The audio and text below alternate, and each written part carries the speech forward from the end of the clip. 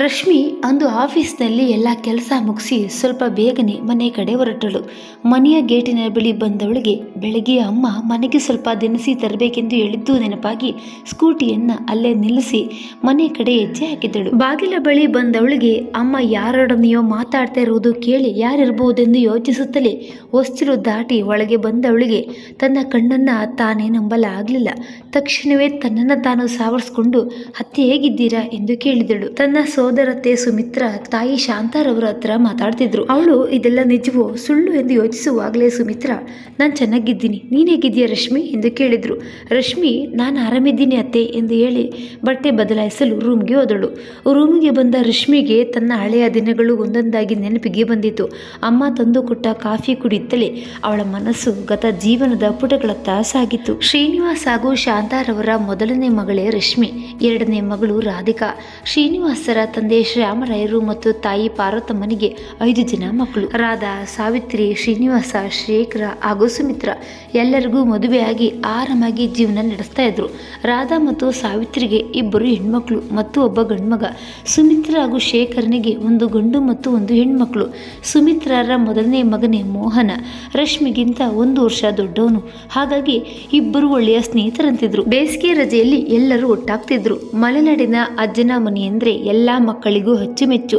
ಹೀಗೆ ಮಕ್ಕಳೆಲ್ಲ ಬೆಳೆದು ದೊಡ್ಡವರಾದಂತೆ ಎಲ್ಲ ಸೇರುವುದು ಅಪರೂಪವಾಯಿತು. ಇದರ ಮಧ್ಯೆ ರಶ್ಮಿಯು SLC ಮುಗಿಸಿ PUC ಕಾಮರ್ಸ್ ತೆಗೆದುಕೊಂಡು ಓದತೊಡಗಿದಳು.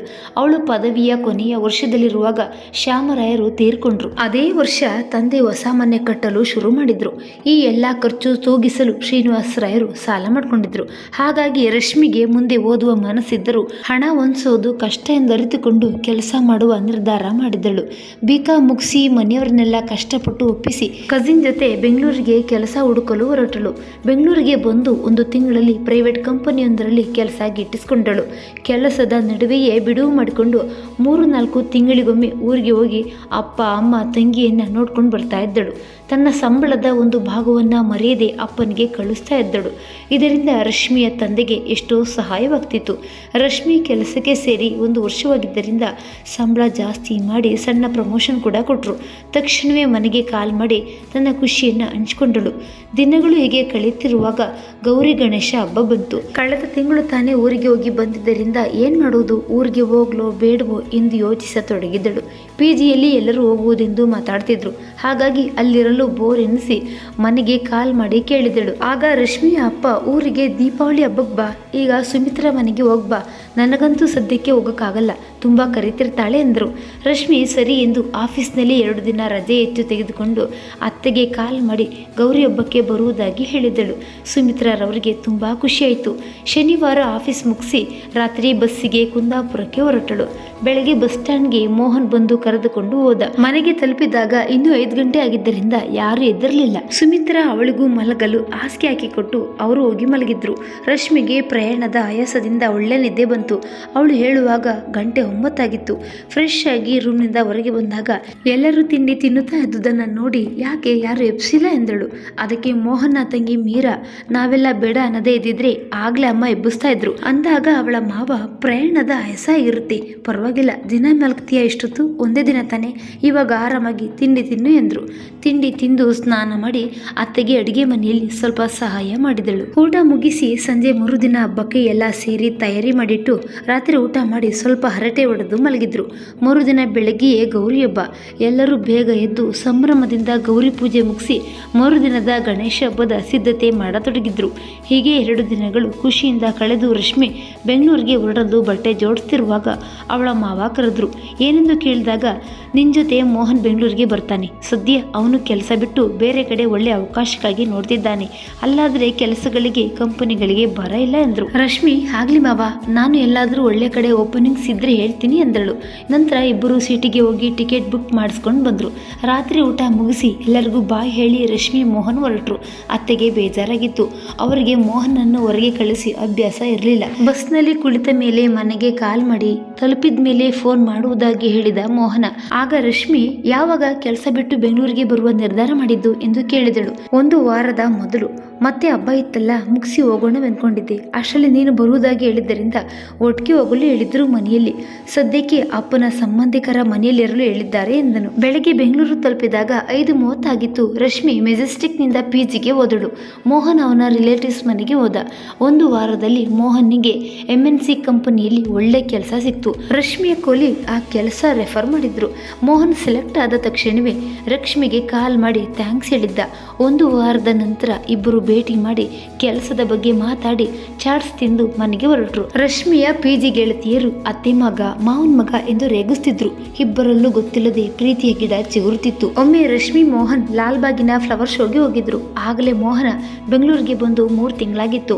ಅವನು ಕೊಲಿಗ್ ಸಿಕ್ಕಿ ಮಾತಾಡ್ತಿದ್ರು. ಮೋಹನ್ ರಶ್ಮಿಯನ್ನ ಪರಿಚಯಿಸುವ ಮೊದಲೇ ಅವರು ಗರ್ಲ್ ಫ್ರೆಂಡ, ನೈಸ್ ಪೇರ್ ಎಂದು ಹೇಳಿ ಹೊರಟರು. ರಶ್ಮಿಗೆ ಒಳಗೆ ಖುಷಿಯಾಯಿತು. ಆದರೆ ಮನೆಯವರೆಲ್ಲ ಏನು ಹೇಳ್ತಾರೋ, ಮೋಹನ್ನ ಮನಸ್ಸಿನಲ್ಲಿ ಏನಿದೆಯೋ, ನಾನು ತಪ್ಪು ಮಾಡ್ತಿದ್ದೀನಾ ಎಂದು ಯೋಚಿಸತೊಡಗಿದಳು. ಮೋಹನ್ ಅದನ್ನು ಗಮನಿಸಿ ಏನಾಯ್ತೆಂದು ಕಣ್ಣಲ್ಲೇ ಕೇಳಿದಾಗ ಏನಿಲ್ಲವೆಂದು ಹೇಳಿದಳು. ನಂತರ ಹೋಟೆಲ್ಗೆ ಹೋದಾಗಲೂ ಮೌನವಾಗಿ ಇದ್ದ ರಶ್ಮಿಯನ್ನ ಮೋಹನ್ ನೋಡಿದ್ರು. ಆಮೇಲೆ ವಿಚಾರಿಸೋಣವೆಂದು ಸುಮ್ಮನಾದನು. ಊಟ ಮುಗಿಸಿ ರಶ್ಮಿಯನ್ನ PG ಬಳಿ ಬಿಡಲು ಹೋದಾಗ ಅವಳ ಕೈ ಹಿಡಿದು, ನೀನೇನು ಯೋಚಿಸ್ತಿದ್ದೀಯಾ ಎಂದು ನನಗೆ ಗೊತ್ತು, ತಪ್ಪೇನಿದೆ ಅದರಲ್ಲಿ, ನಿನಗಿಷ್ಟೇ ಇಲ್ವೇ ಎಂದಾಗ ರಶ್ಮಿ, ಅದಾಗಲ್ಲ ಮೋಹನ್, ಮನೆಯವರ ಮೇಲೆ ನಮ್ಮ ನಿರ್ಧಾರ ಯಾವ ರೀತಿ ಪರಿಣಾಮ ಬೀರುವುದೋ. ನಮ್ಮದು ಮಧ್ಯಮ ವರ್ಗದ ಕುಟುಂಬ. ಅಪ್ಪ ಅಮ್ಮ ತಂಗಿಯ ಜವಾಬ್ದಾರಿ ನನಗಿದೆ. ನಿನ್ನ ಬಗ್ಗೆ ನಿನ್ನ ತಂದೆ ತಾಯಿಯ ಕನಸು ಏನಿದೆಯೋ ಆಮೇಲೆ ದುಃಖ ಪಡುವುದಕ್ಕಿಂತ ಇವಾಗಲೇ ಯೋಚಿಸೋದು ಒಳ್ಳೆಯದಲ್ವಾ ಎಂದಳು. ಆಗ ಮೋಹನ, ನೀನು ಅದರ ಯೋಚನೆ ಬಿಡು, ನಾನು ಎಲ್ಲರನ್ನ ಒಪ್ಪಿಸುತ್ತೇನೆ. ಇನ್ನು ನಿನ್ನ ಅಪ್ಪ ಅಮ್ಮ ನನಗೆ ಸ್ವಂತ ಮಾವ ಅತ್ತೆ. ನಾನು ನಿನ್ನನ್ನು ಇಷ್ಟಪಡ್ತೀನಿ, ನಿನ್ನ ಅಭಿಪ್ರಾಯ ಹೇಳು ಎಂದಾಗ ರಶ್ಮಿ ನಾಚಿಕೆಯಿಂದ, ನನಗೂ ಒಪ್ಪಿಗೆ, ನಾನು ನಿನ್ನ ಪ್ರೀತಿಸ್ತೀನಿ, ನಿನ್ನನ್ನೇ ನಂಬಿದ್ದೇನೆ ಎಂದಳು. ಮೋಹನ್ ಅವಳ ಹತ್ರ ಬಂದು, ಕೇಳಲಿಲ್ಲ, ಜೋರಾಗಿ ಅರ್ಥ ಆಗೋ ಹಾಗೆ ಹೇಳು ಅಂದಾಗ ಅವಳ ಮುಖ ಕೆಂಪಾಯಿತು. ತನ್ನ ಕೈಯನ್ನ ಅವನ ಕೈ ಮೇಲಿಟ್ಟು, love you forever, you are my life ಎಂದು ಕೈ ಬಿಡಿಸಿಕೊಂಡು PG ಒಳಗೆ ಓಡಿದಳು. ಮೋಹನ್ ಪರವಾಗಿಲ್ಲ, ಈ ಬಾಜಾರಿಗೂ ನಾಚಿಕೆ ಬೇರೆ ಇದೆ ಅಂದ್ಕೊಂಡು ಮನೆಗೆ ಹೊರಟನು. ಒಂದು ದಿನ ಬೆಳಿಗ್ಗೆ ರಶ್ಮಿ ಎದ್ದಾಗ ಮೋಹನ್ 3-4 ಬಾರಿ ಕಾಲ್ ಮಾಡಿದ್ದ. ಏನಿರ್ಬೋದೆಂದು ಕೇಳಲು ತಿರುಗಿ ಕಾಲ್ ಮಾಡಿದ್ದಾಗ ಮೋಹನ್ ರಿಸೀವ್ ಮಾಡಿ, ಏನ್ ಅಮ್ಮವರು ಇವಾಗ ಎದ್ದಿದ್ದ, ಗಂಡನಾಗವನ್ನ ನೆನಪಿಲ್ವಾ, ಕಾಲ್ ಪಿಕ್ ಮಾಡಿಲ್ಲ ಎಂದನು.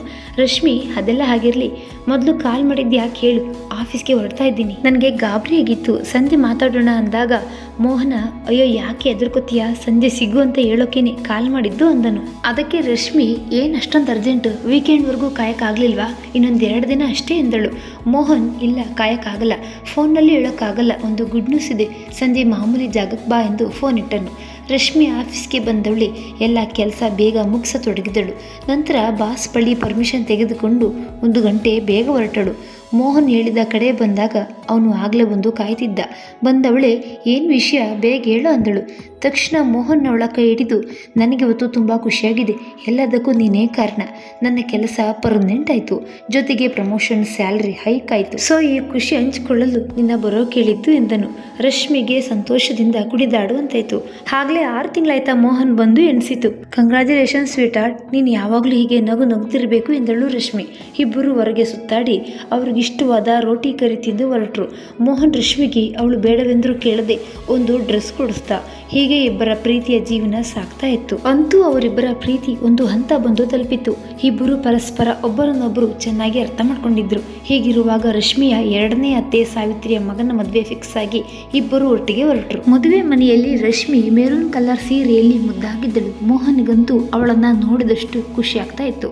ಅವನು ಒಂದೇ ದಿನ ರಜೆ ಹಾಕಿ ಬಂದಿದ್ದರಿಂದ ಅದೇ ದಿನ ರಾತ್ರಿ ಬೆಂಗಳೂರಿಗೆ ಹೊರಡಲು ಬ್ಯಾಗ್ ಪ್ಯಾಕ್ ಮಾಡ್ತಿದ್ದಾಗ ರಶ್ಮಿ ಅವನಿಗೆ ಸಹಾಯ ಮಾಡಲು ಬಂದಳು. ಆಗ ಮೋಹನ್ ಅವಳನ್ನ ತನ್ನೆಡೆಗೆ ಸೆಳೆದು ತನ್ನ ಕಣ್ಣಿನಿಂದ ಆಕೆಯ ಕಣ್ಣನ್ನ ಎವೆಕ್ಕದೆ ನೋಡಿದನು.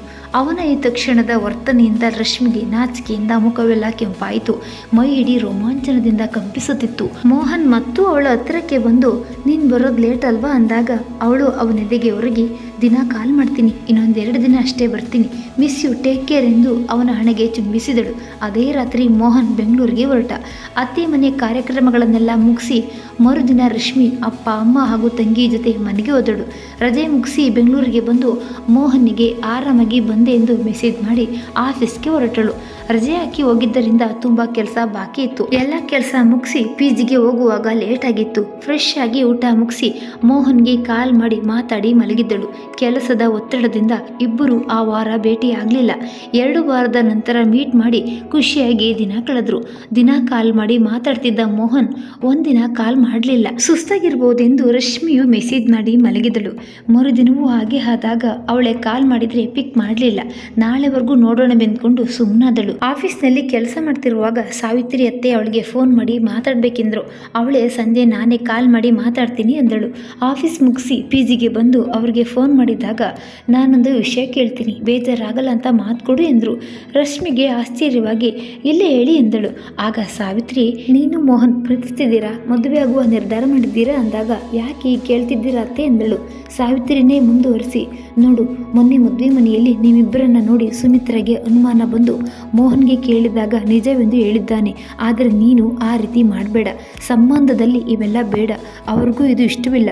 ನಿನ್ನ ಬಳಿ ಇದನ್ನೆಲ್ಲ ಹೇಗೆ ಕೇಳುವುದೆಂದು ಸುಮಿತ್ರಾ ಬೇಜಾರು ಮಾಡ್ಕೋತಿದ್ಲು. ಅದಕ್ಕೆ ನಾನೇ ಕೇಳಿದ್ದು, ಮಗ ಸುಖವಾಗಿರಬೇಕು, ಅನುಕೂಲ ಇರುವ ಮನೆ ಹುಡುಗಿ ಸೊಸೆಯಾಗಬೇಕೆಂದು ಅವಳ ಆಸೆ. ಅದರಲ್ಲಿ ತಪ್ಪೇನಿದೆ? ಮೋಹನ್ಗೆ ಇಂಥದ್ದೆಲ್ಲ ಬೇಡ ಅನ್ನು, ನಾನು ಹೇಳಿದ್ದೆಲ್ಲ ನೆನಪಿರಲಿ ಎಂದು ಫೋನ್ ಇಟ್ರು. ರಶ್ಮಿಗೆ ಒಂದು ಕ್ಷಣ ಗರ ಬಡಿದಂತಾಗಿ ಏನು ಮಾಡಬೇಕೆಂದೇ ತೋಚಲಿಲ್ಲ. ಮೋಹನ್ಗೆ ಕಾಲ್ ಮಾಡಿದರೆ ಪಿಕ್ಕೇ ಮಾಡ್ತಿಲ್ಲ. 10-20 ಬಾರಿ ಕಾಲ್ ಮಾಡಿದಾಗ ರಿಸೀವ್ ಮಾಡ್ದ. ನೀನು ಯಾಕೆ ಫೋನ್ ಮಾಡಿಲ್ಲ ಎಂದು ಗೊತ್ತಾಗಿದೆ. ಸಾವಿತ್ರಿ ಅತ್ತೆ ಕಾಲ್ ಮಾಡಿದ್ರು, ನಿನ್ನ ಹತ್ರ ಮಾತಾಡಬೇಕು, ಸಿಗ್ತೀಯಾ ಎಂದಾಗ ಮೋಹನ್, ಇಲ್ಲ ರಶ್ಮಿ, ನಾನೇನು ಮಾಡುವ ಪರಿಸ್ಥಿತಿಯಲ್ಲಿ ಇಲ್ಲ.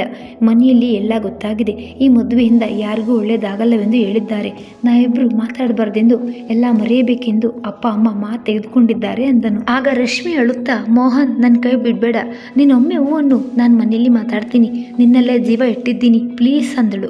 ಅರ್ಥ ಮಾಡ್ಕೋ ರಶ್ಮಿ, ನಾನೆಲ್ಲ ಪ್ರಯತ್ನ ಮಾಡಾಗಿದೆ. ನನಗೆ ಅಪ್ಪ ಅಮ್ಮನ ಮಾತು ಮೀರೋಕ್ಕಾಗ್ತಿಲ್ಲ.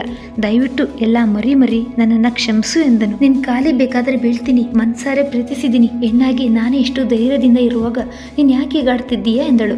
ಆದರೆ ಮೋಹನ ಅವಳ ಮಾತು ಕೇಳಲೇ ಇಲ್ಲ. ಅವಳಿಗೆ ಸಾರಿ, ಇನ್ನೇನು ಹೇಳೋಕ್ಕಾಗ್ತಿಲ್ಲ, ನಾನಿನ್ನೂ ನಿನಗೆ ಕಾಲು ಮೆಸೇಜ್ ಏನು ಮಾಡಲ್ಲ, ನೀನು ಮಾಡಬೇಡ ಎಂದು ಫೋನ್ ಕಟ್ ಮಾಡ್ದ. ಆ ರಾತ್ರಿ ಎಲ್ಲ ಪೂರ್ತಿ ಅಳುತ್ತಾ ಕಳೆದಳು. ಅವಳ PG ಫ್ರೆಂಡ್ಸ್ಗೆಲ್ಲ ಇವರ ಪ್ರೀತಿಯ ಬಗ್ಗೆ ಗೊತ್ತಿದ್ದರಿಂದ ಅವರು ಸಮಾಧಾನ ಮಾಡಿ ಮೋಹನ್ಗೆ ಕಾಲ್ ಮಾಡಿದಾಗ ಅವನು ಸ್ವಿಚ್ ಆಫ್ ಮಾಡ್ದ.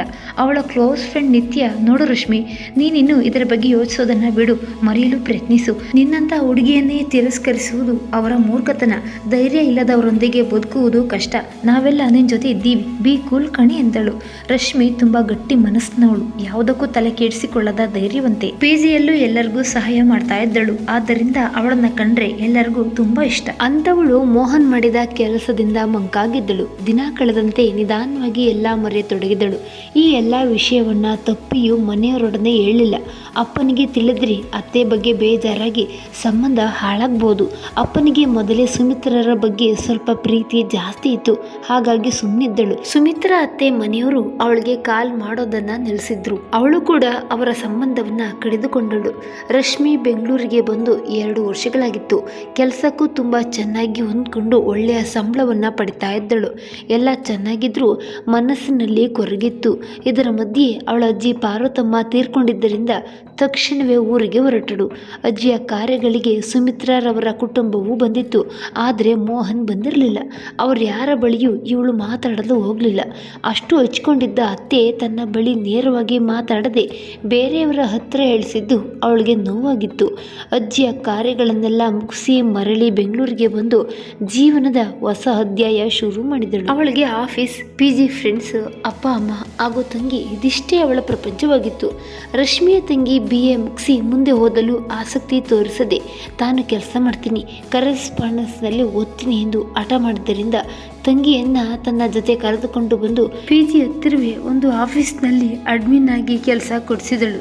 ರಾಧಿಕಾ ರಶ್ಮಿಗಿಂತ 2 ವರ್ಷ ಚಿಕ್ಕವಳು. ತಂಗಿ ಬಂದು 6 ತಿಂಗಳು ಕಳೆದಿತ್ತು. ಆಗ ಮೋಹನ್ನಿಗೆ ಮದುವೆ ನಿಶ್ಚಯವಾಗಿದೆ ಎಂದು ಹುಡುಗಿ ಕಡೆಯವರು ತುಂಬ ಶ್ರೀಮಂತರೆಂದು ಮನೆಯಲ್ಲಿ ಹೇಳ್ತಾ ಇದ್ರು. ಮತ್ತೊಂದೆರಡು ತಿಂಗಳಲ್ಲೇ ಅಜ್ಜಿಯ ವರ್ಷದ ಕಾರ್ಯ ಬಂದದ್ದರಿಂದ ಇಬ್ಬರು ಊರಿಗೆ ಹೋದಾಗ ಎಲ್ಲರೂ ಬಂದಿದ್ರು. ರಶ್ಮಿ ಎಲ್ಲರನ್ನ ಮಾತಾಡಿಸಿದಳು. ಮೋಹನ್ನನ್ನು ಕಣ್ಣೆತ್ತಿಯೂ ಕೂಡ ನೋಡಲಿಲ್ಲ. ತನ್ನ ಪಾಡಿಗೆ ತಾನು ಬಂದವರನ್ನೆಲ್ಲ ವಿಚಾರಿಸಿಕೊಳ್ಳುತ್ತಾ ಕೆಲಸ ಮಾಡ್ತಾ ಇದ್ದಳು. ಅವಳ ಅಪ್ಪನ ಕಡೆಯವರೆಲ್ಲ ಮೋಹನ್ನ ಮದುವೆ ಬಗ್ಗೆ ಮಾತಾಡ್ತಾ ರೇಗಿಸ್ತಾ ಇದ್ರು. ಸಂಜೆ ಎಲ್ಲರೂ ಒಟ್ಟಿಗೆ ಕುಳಿತು ಮಾತಾಡುವಾಗ ರಶ್ಮಿ ಮದುವೆ ಬಗ್ಗೆ ಕೇಳಿದ್ರು. ಆಗ ರಶ್ಮಿ, ಸದ್ಯಕ್ಕೆ ನನಗೆ ಮದುವೆ ಕನಸು ಆಸೆಗಳಿಲ್ಲ. ನನ್ನ ತಂಗಿ ಭವಿಷ್ಯ, ಅಪ್ಪನ ಆರೋಗ್ಯ, ನಮ್ಮನ್ನ ಕಡೆಗಣಿಸಿದವರ ಮುಂದೆ ತಲೆ ಎತ್ತಿ ಬದುಕುವುದಷ್ಟೇ ನನ್ನ ಗುರಿ. ಯಾರು ಇನ್ನೇನು ಕೇಳಬೇಡಿ ಎಂದು ಹೇಳಿ ಎದ್ದು ಹೋದಳು. ಅವಳ ಅಪ್ಪನಿಗೆ ಯಾಕೆ ರಶ್ಮಿ ಇಷ್ಟು ಒರಟಾಗಿ ಮಾತಾಡಿದಳು? ಬಹುಶಃ ನನ್ನ ಆರೋಗ್ಯ ಇತ್ತೀಚೆಗೆ ಸರಿ ಇಲ್ಲದೆ ಇರುವುದರಿಂದ ಇರಬೇಕು ಅಂದ್ಕೊಂಡ್ರು. ಆದರೆ ಅಲ್ಲಿದ್ದ ಮೋಹನ್ಗೆ ಅವಳಾಡಿದ ಮಾತು ಸರಿಯಾಗಿ ನಾಟಿತ್ತು. ಅಜ್ಜಿಯ ಕಾರ್ಯಗಳೆಲ್ಲ ಮುಗಿಸಿ ಅಕ್ಕ ತಂಗಿ ಇಬ್ಬರು ಬೆಂಗಳೂರಿಗೆ ವಾಪಸ್ ಆಗಿ ತಮ್ಮ ತಮ್ಮ ಕೆಲಸದಲ್ಲಿ ಬ್ಯುಸಿಯಾದ್ರು. ಒಂದಿನ ಬೆಳಿಗ್ಗೆ ಅಮ್ಮ ಕಾಲ್ ಮಾಡಿ, ಅಪ್ಪನಿಗೆ ತುಂಬ ಹುಷಾರಿಲ್ಲ, ಆಸ್ಪತ್ರೆಗೆ ಹೋಗೋಕ್ಕೂ ಹೋಗ್ತಾ ಇಲ್ಲ, ಬಂದೋಗ್ತೀರಾ ಎಂದು ಕೇಳಿದಾಗ ರಶ್ಮಿ ತಕ್ಷಣವೇ ತಂಗಿಗೆ ಹೇಳಿ ಊರಿಗೆ ಹೊರಟಳು. ರಾಧಿಕಾ ಊರಿಂದ ಬಂದು 1 ತಿಂಗಳಷ್ಟೇ ಆಗಿದ್ದರಿಂದ ರಜೆ ಅವಳಿಗೆ ಸಿಗಲಿಲ್ಲ. ಮನೆಗೆ ಬಂದು ನೋಡಿದ್ರೆ ಅಪ್ಪನಿಗೆ ಹೇಳಲು ಆಗದಷ್ಟು ಜ್ವರ ಇತ್ತು. ಆದರೂ ಏನೋ ಕೆಲಸ ಮಾಡ್ತಿದ್ರು. ಅದನ್ನು ನೋಡಿ ರಶ್ಮಿಗೆ ಕಣ್ಣೀರು ಬಂತು. ಅದೇ ದಿನವೇ ಅವರನ್ನು ಬಲವಂತ ಮಾಡಿ ಆಸ್ಪತ್ರೆಗೆ ಕರೆದುಕೊಂಡು ಹೋಗಿ ಎಲ್ಲ ರೀತಿಯ ಚೆಕಪ್ ಮಾಡಿಸಿದಳು. ಡಾಕ್ಟರ್ ಜ್ವರ ಇರುವುದರಿಂದ ಸುಸ್ತಾಗಿದೆ, ರೆಸ್ಟ್ ಮಾಡಬೇಕು, ಖಾರ ಕಡಿಮೆ ಮಾಡಿ ಎಂದು ಹೇಳಿ ಔಷಧಿ ಬರೆದುಕೊಟ್ಟು ಶ್ರೀನಿವಾಸ್ರವ್ರಿಗೆ ಕಿಡ್ನಿ ವೀಕ್ ಇದೆ ಎಂದು ರಶ್ಮಿಗೆ ಮಾತ್ರ ತಿಳಿಸಿದ್ರು. ನಂತರ 2 ದಿನ ಊರಲ್ಲೇ ಇದ್ದು ಅಪ್ಪ ಹುಷಾರಾದ ನಂತರ ಅವರಿಗೆ ಧೈರ್ಯ ಹೇಳಿ ಏನೇ ಇದ್ರೂ ಫೋನ್ ಮಾಡುವಂತೆ ಅಮ್ಮನಿಗೆ ತಿಳಿಸಿ ವಾಪಸ್ ಬಂದಳು. ರಶ್ಮಿ ಬೆಂಗಳೂರಿಗೆ ಬಂದು 3 ವರ್ಷ ಆಗಿತ್ತು. ರಾಧಿಕಾ ಕೆಲಸಕ್ಕೆ ಸೇರಿ 1 ವರ್ಷ ಕಳೆದಿತ್ತು. ಇಬ್ಬರಿಗೂ ಬೆಂಗಳೂರು ಜೀವನ ಅಭ್ಯಾಸ ಆಗಿ ಹೋಗಿತ್ತು. ಈ ನಡುವೆ ಮೋಹನ್ನ ತಂಗಿ ಮೀರಾಗೆ ಗಂಡು ಗೊತ್ತಾಗಿ ನಿಶ್ಚಿತಾರ್ಥಕ್ಕೆ ರಾಧಿಕಾ ಹೊರಟಾಗ ರಶ್ಮಿಯನ್ನು ಕರೆದಳು. ಆಗ ಆಫೀಸ್ನಲ್ಲಿ ತುಂಬಾ ಬ್ಯುಸಿ, ಮದುವೆಗೆ ಬರ್ತೀನಿ ಎಂದು ಹೇಳಿದಳು. ಮೀರಾ ಕೂಡ ಬಿಕಾಂ ಮಾಡಿಕೊಂಡು ಫ್ಯಾಷನ್ ಡಿಸೈನಿಂಗ್ ಕೋರ್ಸ್ ಮಾಡ್ತಾ ಇದ್ದಳು. ರಾಧಿಕಾ ಮತ್ತು ಮೀರಾ ಇಬ್ಬರು ಒಂದೇ ವಯಸ್ಸಿನವರು. ರಾಧಿಕಾ ಮೀರಾಳ ನಿಶ್ಚಿತಾರ್ಥ ಮುಗಿಸಿ ಬಂದು ಅದರ ಬಗ್ಗೆಯೇ ಮಾತಾಡ್ತಾ ಇದ್ದಳು. ಮೀರಾಗೆ ಗೊತ್ತಾಗಿರೋ ಗಂಡು ಅಮೆರಿಕದಲ್ಲಿರುವುದರಿಂದ ಮುಂದಿನ ವರ್ಷ ಅವನು ಬಂದಾಗ ಮೋಹನ್ ಮತ್ತು ಮೀರಾ ಇಬ್ಬರದ್ದು ಮದುವೆ ಎಂದು ರಶ್ಮಿಗೆ ಹೇಳಿ ಫೋಟೋ ಎಲ್ಲ ತೋರಿಸಿದಳು. ರಶ್ಮಿ ಚೆನ್ನಾಗಿದೆ ಎಂದು ಹೇಳಿ ಬೇರೆ ಮಾತನಾಡತೊಡಗಿದಳು. ಅಪ್ಪನ ಆರೋಗ್ಯದಲ್ಲಿ ಏರುಪೇರಾಗುವುದು ಈಗೀಗ ಸಾಮಾನ್ಯವಾಗಿದ್ದರಿಂದ ಅಕ್ಕ ತಂಗಿ ಇಬ್ಬರು ಆಗಾಗ ಊರಿಗೆ ಹೋಗಿ ಬರ್ತಾ ಇದ್ರು. ಮೋಹನ್ ಹಾಗೂ ಮೀರಾ ಮದುವೆಗೆ ಮನೆಯಲ್ಲಿ ಬರಲು ಹೇಳಿದಾಗ ರಶ್ಮಿ, ಇನ್ನು ಸಮಯ ಇದೆಯಲ್ಲ, ಆ ಸಮಯದಲ್ಲಿ ಆಡಿಟ್ ಇರುತ್ತೆ, ಬರಲು ಪ್ರಯತ್ನ ಮಾಡ್ತೀನಿ, ಇವಾಗ ನಾನೇ ಸೀನಿಯರ್ ಆಫೀಸ್ ನಲ್ಲಿ ಎಂದಳು. ರಾಧಿಕಾ ಕರೆಸ್ಪಾಂಡೆನ್ಸ್ ನಲ್ಲಿ MA ಮುಗಿಸಿದಳು. ಆಫೀಸ್ ನಲ್ಲಿ ಅಡ್ಮಿನ್ ಹಾಗೂ HR ಕೆಲಸ ಮಾಡ್ತಿದ್ದರಿಂದ ಅವಳಿಗೂ ಪ್ರಮೋಷನ್ ಸಿಕ್ಕಿ ಸಂಬಳ ಜಾಸ್ತಿ ಆಗಿತ್ತು. ಮೋಹನ್ ಮೀರಾ ಮದುವೆಗೆ ಮನೆಯವರ ಜೊತೆ ರಾಧಿಕಾ ಹೋಗಿ ಬಂದಳು. ರಶ್ಮಿಗೆ 25 ವರ್ಷ ತುಂಬಿದ್ದರಿಂದ ಮನೆಯಲ್ಲಿ ಮದುವೆಗೆ ಒತ್ತಾಯ ಮಾಡ್ತಿದ್ರು. ಆಗ ಅರ್ಧ ಆಗಿರೋ ಮನೆ ಪೂರ್ತಿಯಾಗಿ ಸಾಲ ತೀರ್ಲಿ, ಮತ್ತೆ ಮದುವೆ ಬಗ್ಗೆ ಯೋಚಿಸೋಣ, ಇನ್ನೊಂದು ವರ್ಷ ಅಷ್ಟೇ ಎಂದು ಅಪ್ಪನನ್ನು ಒಪ್ಪಿಸಿದಳು. ಮನೆ ಪರಿಸ್ಥಿತಿ ಅಷ್ಟೇನೂ ಚೆನ್ನಾಗಿರಲಿಲ್ಲ. ಅಪ್ಪನ ಔಷಧಿ, ಮನೆ ಖರ್ಚು ಎಲ್ಲ ನಡಿಬೇಕಿತ್ತು. ಹೀಗೆ 2 ವರ್ಷ ಕಳೆದೋಯ್ತು. ಶ್ರೀನಿವಾಸರ ಆರೋಗ್ಯ ದಿನದಿಂದ ದಿನಕ್ಕೆ ಹದಗೆಡ್ತಿತ್ತು. ಏನೇ ಪ್ರಯತ್ನ ಮಾಡಿದ್ರೂ ಚಿಕಿತ್ಸೆ ಫಲಕಾರಿಯಾಗದೆ ಅವರು ಭಾರದ ಲೋಕಕ್ಕೆ ಹೊರಟು ಹೋದ್ರು. ಮನೆಯವರೆಲ್ಲರಿಗೂ ಆಕಾಶವೇ ತಲೆ ಮೇಲೆ ಬಿದ್ದಂತಾಯಿತು. ಕೊನೆಗೆ ರಶ್ಮಿಯೇ ಅಮ್ಮ ತಂಗಿಗೆ ಸಮಾಧಾನ ಹೇಳಿದಳು. ಅಪ್ಪನ ಕಾರ್ಯಗಳೆಲ್ಲ ಮುಗಿದ ಮೇಲೆ ಎಲ್ಲರೂ ಮದುವೆಯಾಗುವಂತೆ ರಶ್ಮಿಗೆ ಒತ್ತಾಯ ಮಾಡತೊಡಗಿದ್ರು. ತಾಯಿಯೂ ಕೂಡ ಇದೇ ಮಾತು ಹೇಳಿ ಕಣ್ಣೀರಾಕಿದ್ರು. ರಶ್ಮಿ ಒಂದು ಕಡೆ ಕುಳಿತು ಏನ್ ಮಾಡುವುದೆಂದು ಯೋಚಿಸತೊಡಗಿದಳು. ಅಪ್ಪನ ಅನಿರೀಕ್ಷಿತ ಸಾವಿನಿಂದ ಆದ ದುಃಖ ಒಂದ್ ಕಡೆ, ತಂಗಿಯ ಭವಿಷ್ಯ ಇನ್ನೊಂದ್ ಕಡೆ. ಖರ್ಚನ್ನ ಹೊಂದಿಸಲು ಆಫೀಸ್ನಲ್ಲಿ ಲೋನ್ ತೆಗೆದಳು. ಹಾಗಾಗಿ ತಾನು ಮದುವೆಯಾಗುವುದು ಅಸಾಧ್ಯ. ತಂಗಿಯ ಮದುವೆಗೆ ತೊಂದರೆ ಆಗಬಾರ್ದು. ಆದ್ದರಿಂದ ಅವಳಿಗೆ ಮದುವೆ ಮಾಡಿ ತನ್ನ ಬಗ್ಗೆ ಯೋಚಿಸೋಣವೆಂದು ನಿರ್ಧಾರ ಮಾಡಿದಳು. ಮರುದಿನವೇ ಇದರ ಬಗ್ಗೆ ತಾಯಿಗೆ ತಿಳಿಸಿದಳು. ಮೊದಲು ಅವರು ಒಪ್ಪಲಿಲ್ಲ. ನಂತರ ರಶ್ಮಿಗೆ ನಿಧಾನವಾಗಿ ಎಲ್ಲ ಹೇಳಿ ಒಪ್ಪಿಸಿದಳು. ಆದರೆ ರಾಧಿಕಾ ತನ್ನ ಮದುವೆ ನಂತರ ನೀನು ಮದುವೆಯಾಗುವೆನೆಂದು ಒಪ್ಪಿ ಮಾತು ಕೊಟ್ಟರೆ ಮಾತ್ರ ನಾನು ಒಪ್ಪುತ್ತೇನೆಂದು ಹೇಳಿ ಅಕ್ಕನ ಮಾತಿಗೆ ಸಮ್ಮತಿಸಿದಳು. ಅಪ್ಪನ ಕಾರ್ಯಗಳೆಲ್ಲ ಮುಗಿಸಿ ಅಮ್ಮನ ಜೊತೆಗೆ ಸಂಬಂಧಿಕರೊಬ್ಬರಿಗೆ ಹೇಳಿ ಇಬ್ಬರು ಬೆಂಗಳೂರಿಗೆ ಹೊರಟರು. ರಶ್ಮಿ ತಂಗಿಗೆ ಗಂಡು ನೋಡಲು ಪರಿಚಯದವರ ಬಳಿ ಹೇಳಿದಳು. ದೇವರ ದಯೆ ಹಾಗೂ ಅವಳು ಪಟ್ಟ ಕಷ್ಟದ ಪರಿಣಾಮವಾಗಿ ಒಂದು ಒಳ್ಳೆ ಕಡೆ ಸಂಬಂಧ ಬಂತು. ಹುಡುಗ MBA ಮಾಡಿ MNC ಕಂಪನಿಯಲ್ಲಿ ಅಸಿಸ್ಟೆಂಟ್ ಮ್ಯಾನೇಜರ್ ಆಗಿದ್ದ. ವಿಶಾಲ್ ತಂದೆ ತಾಯಿಗೆ ಒಬ್ಬನೇ ಮಗ. ಮೂಲತಃ ಉಡುಪಿಯವರಾಗಿದ್ದು ಬೆಂಗಳೂರಿನ ಮಗನ ಮನೆಯಲ್ಲಿ ಇದ್ದರು. ಮಗಳಿಗೆ ಮದುವೆಯಾಗಿ ಮೈಸೂರಿನಲ್ಲಿದ್ದಳು. ರಾಧಿಕಾ ಹಾಗೂ ಮನೆಯವರಿಗೆ ಹುಡುಗ ತುಂಬ ಇಷ್ಟವಾಗಿದ್ದ. ಆದ್ದರಿಂದ ತಂದೆಯ ವರ್ಷದ ಕಾರ್ಯದ ಒಳಗೆ ತಂಗಿ ಮದುವೆಯನ್ನು ಸರಳವಾಗಿ ಅಚ್ಚುಕಟ್ಟಾಗಿ ಮಾಡಿ ಮುಗಿಸಿದಳು ರಶ್ಮಿ. ತಂಗಿ ಮದುವೆ ನಂತರ ತಂದೆಯ ವರ್ಷದ ಕಾರ್ಯ ಮುಗಿಸಿ ಮನೆ ಜಮೀನನ್ನು ಮಾರಿ ಬಾಕಿ ಇದ್ದ ಸಾಲವನ್ನೆಲ್ಲ ತೀರಿಸಿ ಉಳಿದ ಹಣವನ್ನು ತಾಯಿಯ ಹೆಸರಲ್ಲಿ FD ಹಾಕಿದಳು. ಅದರ ಇಂಟ್ರೆಸ್ಟ್ ಅವ್ರಿಗೆ ಬರುವಂತೆ ಮಾಡಿ ತನ್ನ ಜೊತೆಯವರನ್ನ ಬೆಂಗಳೂರಿಗೆ ಕರೆದುಕೊಂಡು ಬಂದು ತಂಗಿ ಮನೆ ಹತ್ತಿರವೇ ಬಾಡಿಗೆ ಮನೆ ಮಾಡಿದಳು. ಇದರಿಂದ ಶಾಂತ ಕೂಡ ಖುಷಿಯಾಗಿದ್ರು. ಆ ಮನೆಯನ್ನ ರಾಧಿಕಾ ಗಂಡ ವಿಶಾಲ್ ಹುಡ್ಕೊಟ್ಟಿದ್ದ. ಇದೆಲ್ಲ ಹಾಗೆ 1 ವರ್ಷ ಕಳೆದಿತ್ತು. ರಶ್ಮಿ ಆಫೀಸ್ನಲ್ಲಿ ಮಾಡಿದ ಲೋನ್ ಕೂಡ ತೀರಿತ್ತು. ಮನೆಯ ಓನರ್ ಶಂಕರ್ ಹಾಗೂ ಗೀತಾ ತುಂಬಾ ಮೃದು ಸ್ವಭಾವದವರಾಗಿದ್ರು. ಅವರಿಗೂ ಕೂಡ ಶಾಂತ ಮತ್ತು ರಶ್ಮಿಯ ನಡತೆ ಗುಣ ಇಷ್ಟವಾಗಿತ್ತು. ಒಂದಿನ ರಶ್ಮಿ ಆಫೀಸ್ನಿಂದ ಮನೆಗೆ ಬಂದಾಗ ಅಮ್ಮ ಬಟ್ಟೆ ಪ್ಯಾಕ್ ಮಾಡ್ತಿರೋದನ್ನ ನೋಡಿ, ಯಾವ ಕಡೆ ಹೋಗ್ತಿದ್ದೀಯ ಅಮ್ಮ? ಅದು ಇಷ್ಟು ಅರ್ಜೆಂಟಾಗಿ? ಊರಿಗೆ ಹೋಗೋದಾದ್ರೆ ಟಿಕೆಟ್ ಮಾಡಿಸ್ಬೇಕಲ್ವಾ ಅಂದಳು. ಆಗ ಶಾಂತ, ನಾನು ಸುಮಿತ್ರಾ ಮನೆಗೆ ಹೋಗ್ಬೇಕು ಕಣೆ. ಮೋಹನ್ನ ಹೆಂಡತಿ ಡೆಲಿವರಿ ಟೈಮ್ನಲ್ಲಿ ಹೋಗ್ಬಿಟ್ಲಂತೆ, ಮಗುನೂ ಉಳಿಲಿಲ್ವಂತೆ ಎಂದಾಗ ರಶ್ಮಿ ಕೂಡ ಬೇಜಾರು ಮಾಡ್ಕೊಂಡಳು. ಮದುವೆ ಆಗಿ 3 ವರ್ಷ ಆಗಿತ್ತು. ಅಪ್ಪನ ವರ್ಷದ ಕಾರ್ಯಕ್ಕೆ ಬಂದಾಗ ಆರಾಮಾಗಿ ಎದ್ರಲ್ಲ, ಪಾಪ ಏನಾಯ್ತೋ ಎಂದು ಮನಸ್ಸಿನಲ್ಲಿ ಯೋಚಿಸಿದಳು. ಅಷ್ಟರಲ್ಲಿ ವಿಶಾಲ್ ಬಂದು, ಅತ್ತೆ ರೆಡಿನ? ರಾಧಿಕಾ ನಿಮ್ಮನ್ನ ಬಸ್ ಸ್ಟ್ಯಾಂಡ್ಗೆ ಬಿಡೋ ಕೇಳಿದಳು ಎಂದಾಗ ರಶ್ಮಿ, ಇನ್ನೇನು ಎಲ್ಲ ಆಯ್ತು, ಕೂತ್ಕೊಳ್ಳಿ, ಕಾಫಿ ತರ್ತೀನಿ. ಅಷ್ಟರಲ್ಲಿ ಅಮ್ಮನು ರೆಡಿ ಅಂದಳು. ಕಾಫಿ ಕುಡಿದು ಶಾಂತಾರನ್ನ ಕರೆದುಕೊಂಡು ವಿಶಾಲ್ ಹೊರಟ. ರಶ್ಮಿ ಒಳಗಡೆ ಬಂದು ಬಾಗ್ಲು ಹಾಕಿ ರಾಧಿಕಾಗೆ ಫೋನ್ ಮಾಡಿ ಮಾತಾಡುತ್ತಾ ಕುಳಿತಳು. ಶಾಂತ 15 ದಿನ ಬಿಟ್ಟು ಮನೆಗೆ ಬಂದ್ರು. ಮೋಹನ ಹೆಂಡತಿ ಸುಜಾತಾಳಿಗೆ ಅವಧಿಗೆ ಮುಂಚೆಯೇ ಡೆಲಿವರಿ ಆಗಿ ಚಿಕಿತ್ಸೆ ಕೊಡಿಸುವ ಮೊದಲೇ ತಾಯಿ ಮಗು ಇಬ್ಬರು ಸತ್ತಿದ್ದರೆಂದು, ಅವಳ ತಾಯಿಯ ಮನೆಯಲ್ಲೇ ಇದೆಲ್ಲ ಆಗಿದೆ ಎಂದು ಹೇಳಿದ್ರು. ಅದಾದ ನಂತರ ಸುಮಿತ್ರಾ ಮನೆಯ ವಿಷಯಗಳಾವುದು ಗೊತ್ತಿರಲಿಲ್ಲ. ಶಾಂತಾಗೆ ಫೋನ್ ಮಾಡಿ ಯಾವಾಗ್ಲಾದ್ರೊಮ್ಮೆ ಮಾತಾಡ್ತಿದ್ರು. ಇದೆಲ್ಲ ಹಾಗೆಯೇ 1 ವರ್ಷವಾಗಿತ್ತು. ಇದರ ನಡುವೆ ಯಾರು ಬಂದಿರಲಿಲ್ಲ, ಇವ್ರ್ಯಾರು ಹೋಗಿರಲಿಲ್ಲ. ಇವಾಗ ಬಂದಿರುವುದರ ಉದ್ದೇಶ ಏನೆಂದು ಯೋಚಿಸುತ್ತಾ ಕುಳಿತಳು. ಹಳೆ ನೆನಪುಗಳಿಂದ ರಶ್ಮಿ ಮನಸ್ಸು ಭಾರವಾಯಿತು. ಎಲ್ಲ ಮುಗಿದು 8-9 ವರ್ಷಗಳು ಹೇಗೆ ಕಳೀತೋ ಗೊತ್ತಿಲ್ಲ. ಆದರೆ ಮನಸ್ಸಿನ ಗಾಯ ಮಾತ್ರ ಹಾರದೆ ಹಾಗೆ ಉಳಿದಿತ್ತು. ಬಟ್ಟೆ ಬದಲಾಯಿಸಿ ರೂಮ್ನಿಂದ ಹೊರಗಡೆ ಬಂದು ಅಡುಗೆ ಮನೆಯಲ್ಲಿದ್ದ ಅಮ್ಮನ ಬಳಿ, ದಿನಸಿ ಲಿಸ್ಟ್ ಕೊಡು, ಸ್ಕೂಟಿ ಹೊರಗೆ ಉಂಟು, ಹೋಗಿ ತಂದ್ಬಿಡ್ತೀನಿ ಎಂದಾಗ ಶಾಂತ, ತಗೋ ಎಲ್ಲ ಬರೆದಿಟ್ಟಿದ್ದೀನಿ, ಹಾಗೆ ತರಕಾರಿ ಚೆನ್ನಾಗಿದ್ರೆ ತಂದ್ಬಿಡೆ, ಹುಷಾರು ಎಂದು ಬ್ಯಾಗ್ ಕೊಟ್ರು. ಬೇಗ ಹೊರಗಡೆ ಹೋಗಿ ಅಮ್ಮ ಹೇಳಿದ್ದನ್ನೆಲ್ಲ ತೆಗೆದುಕೊಂಡು ಮನೆಗೆ ಬರುವಾಗ 8:30 ಆಗಿತ್ತು. ಒಳಗೆ ಬಂದವಳಿಗೆ ಶಾಕ್ ಆದಿತ್ತು. ಮೋಹನ್ ಬಂದಿದ್ದ. ತಂದೆ ತೀರಿ ಹೋದಾಗ ಮನೆಯವರೆಲ್ಲರ ಜೊತೆ ಬಂದು ಹೋದವನು ಮತ್ತೆ ಅಲ್ಲಿ ಬರ್ತಾನೆಂದು ಕನಸಿನಲ್ಲೂ ಅವಳು ಊಹಿಸಿರಲಿಲ್ಲ. ಶಾಂತಾರವರ ಹತ್ತಿರ ನಗು ನಗುತ್ತಾ ಮಾತಾಡ್ತಾ ಕಾಫಿ ಕುಡಿಯುತ್ತಿದ್ದ. ರಶ್ಮಿ ಒಳಗೆ ಬಂದು ತಂದದ್ದನ್ನೆಲ್ಲ ಅದರ ಜಾಗದಲ್ಲಿಟ್ಟು ಅವನೆಡೆ ನೋಡದೆ ಮಾತಾಡದೆ ಹೊರಗೆ ಟೆರೆಸ್ ಮೇಲೆ ಹೋಗಿ ಕುಳಿತಳು. ಮೊಬೈಲ್ ನೋಡುತ್ತಾ ಕುಳಿತವಳಿಗೆ ಅಮ್ಮ ಕರೆದಾಗಲೇ ವಾಸ್ತವದ ಹರಿವಾಗಿ ಕೆಳಗೆ ಬಂದು ನೋಡಿದರೆ ಗಂಟೆ 9:30 ಆಗಿತ್ತು. ಊಟಕ್ಕೆ ರೆಡಿ ಮಾಡಿ ಎಲ್ಲರಿಗೂ ಬಡಿಸಿ ಅಡುಗೆ ಮನೆ ಕೆಲಸ ಮುಗಿಸಿ ಅತ್ತೆ ಮತ್ತು ಮೋಹನ್ಗೆ ಹಾಸಿಗೆ ಹಾಸ್ಕೊಟ್ಟು ತಾನು ಹೋಗಿ ಮಲಗಿದಳು. ಮರುದಿನ ಬೆಳಿಗ್ಗೆ ಎದ್ದಾಗ ಅಮ್ಮ ಅಡುಗೆ ಮನೆಯಲ್ಲಿ ಏನೋ ಕೆಲಸ ಮಾಡ್ತಿದ್ರು. ಅತ್ತೆ ಸ್ನಾನಕ್ಕೆಂದು ಹೋಗಿದ್ರು. ರಶ್ಮಿ ಪೇಪರ್ ಓದುತ್ತಾ ಕುಳಿತಿದ್ದಳು. ಆಗ ಮೋಹನ್ ಬಂದು, ಹೇಗಿದ್ದೀಯಾ ರಶ್ಮಿ? ನನ್ನ ಮೇಲೆ ನಿನಗೆ ಕೋಪ ಇದೆ ಎಂದು ಗೊತ್ತು, ಕ್ಷಮಿಸು ಎಂದು ಕೇಳಲು ನನಗೆ ಅರ್ಹತೆ ಇಲ್ಲ ಎಂದನು. ಮೋಹನ್ ಮಾತಿಗೆ ರಶ್ಮಿ, ನಾನು ಚೆನ್ನಾಗಿದ್ದೀನಿ, ನನಗೆ ಯಾರ ಮೇಲೂ ಕೋಪ ಇಲ್ಲ, ಮಾತಾಡಲು ಏನು ಉಳಿದಿಲ್ಲ ಅಲ್ವಾ, ಆದ್ದರಿಂದ ನನ್ನ ಪಾಡಿಗೆ ನಾನಿದ್ದೀನಿ ಎಂದು ಹೇಳಿ ಸ್ನಾನ ತಿಂಡಿ ಮುಗಿಸಿ ಆಫೀಸ್ಗೆ ಹೊರಟಳು. ಸಂಜೆ ಕೆಲಸ ಮುಗಿಸಿ ಮನೆಗೆ ಹೋಗದೆ ಮೊದಲಿದ್ದ PGಗೆ ಹೋಗಿ ರಾತ್ರಿಯವರೆಗೂ ಅಲ್ಲಿದ್ದು ಮನೆಗೆ ಹೋಗಿ ಊಟ ಮುಗಿಸಿ ಮಲಗಿದಳು. ಅಮ್ಮನಿಗೆ ಮೊದಲೇ ಬರುವುದು ತಡವಾಗುತ್ತದೆ ಎಂದು ತಿಳಿಸಿದ್ದರಿಂದ ಅವರೇನು ಕೇಳಲಿಲ್ಲ.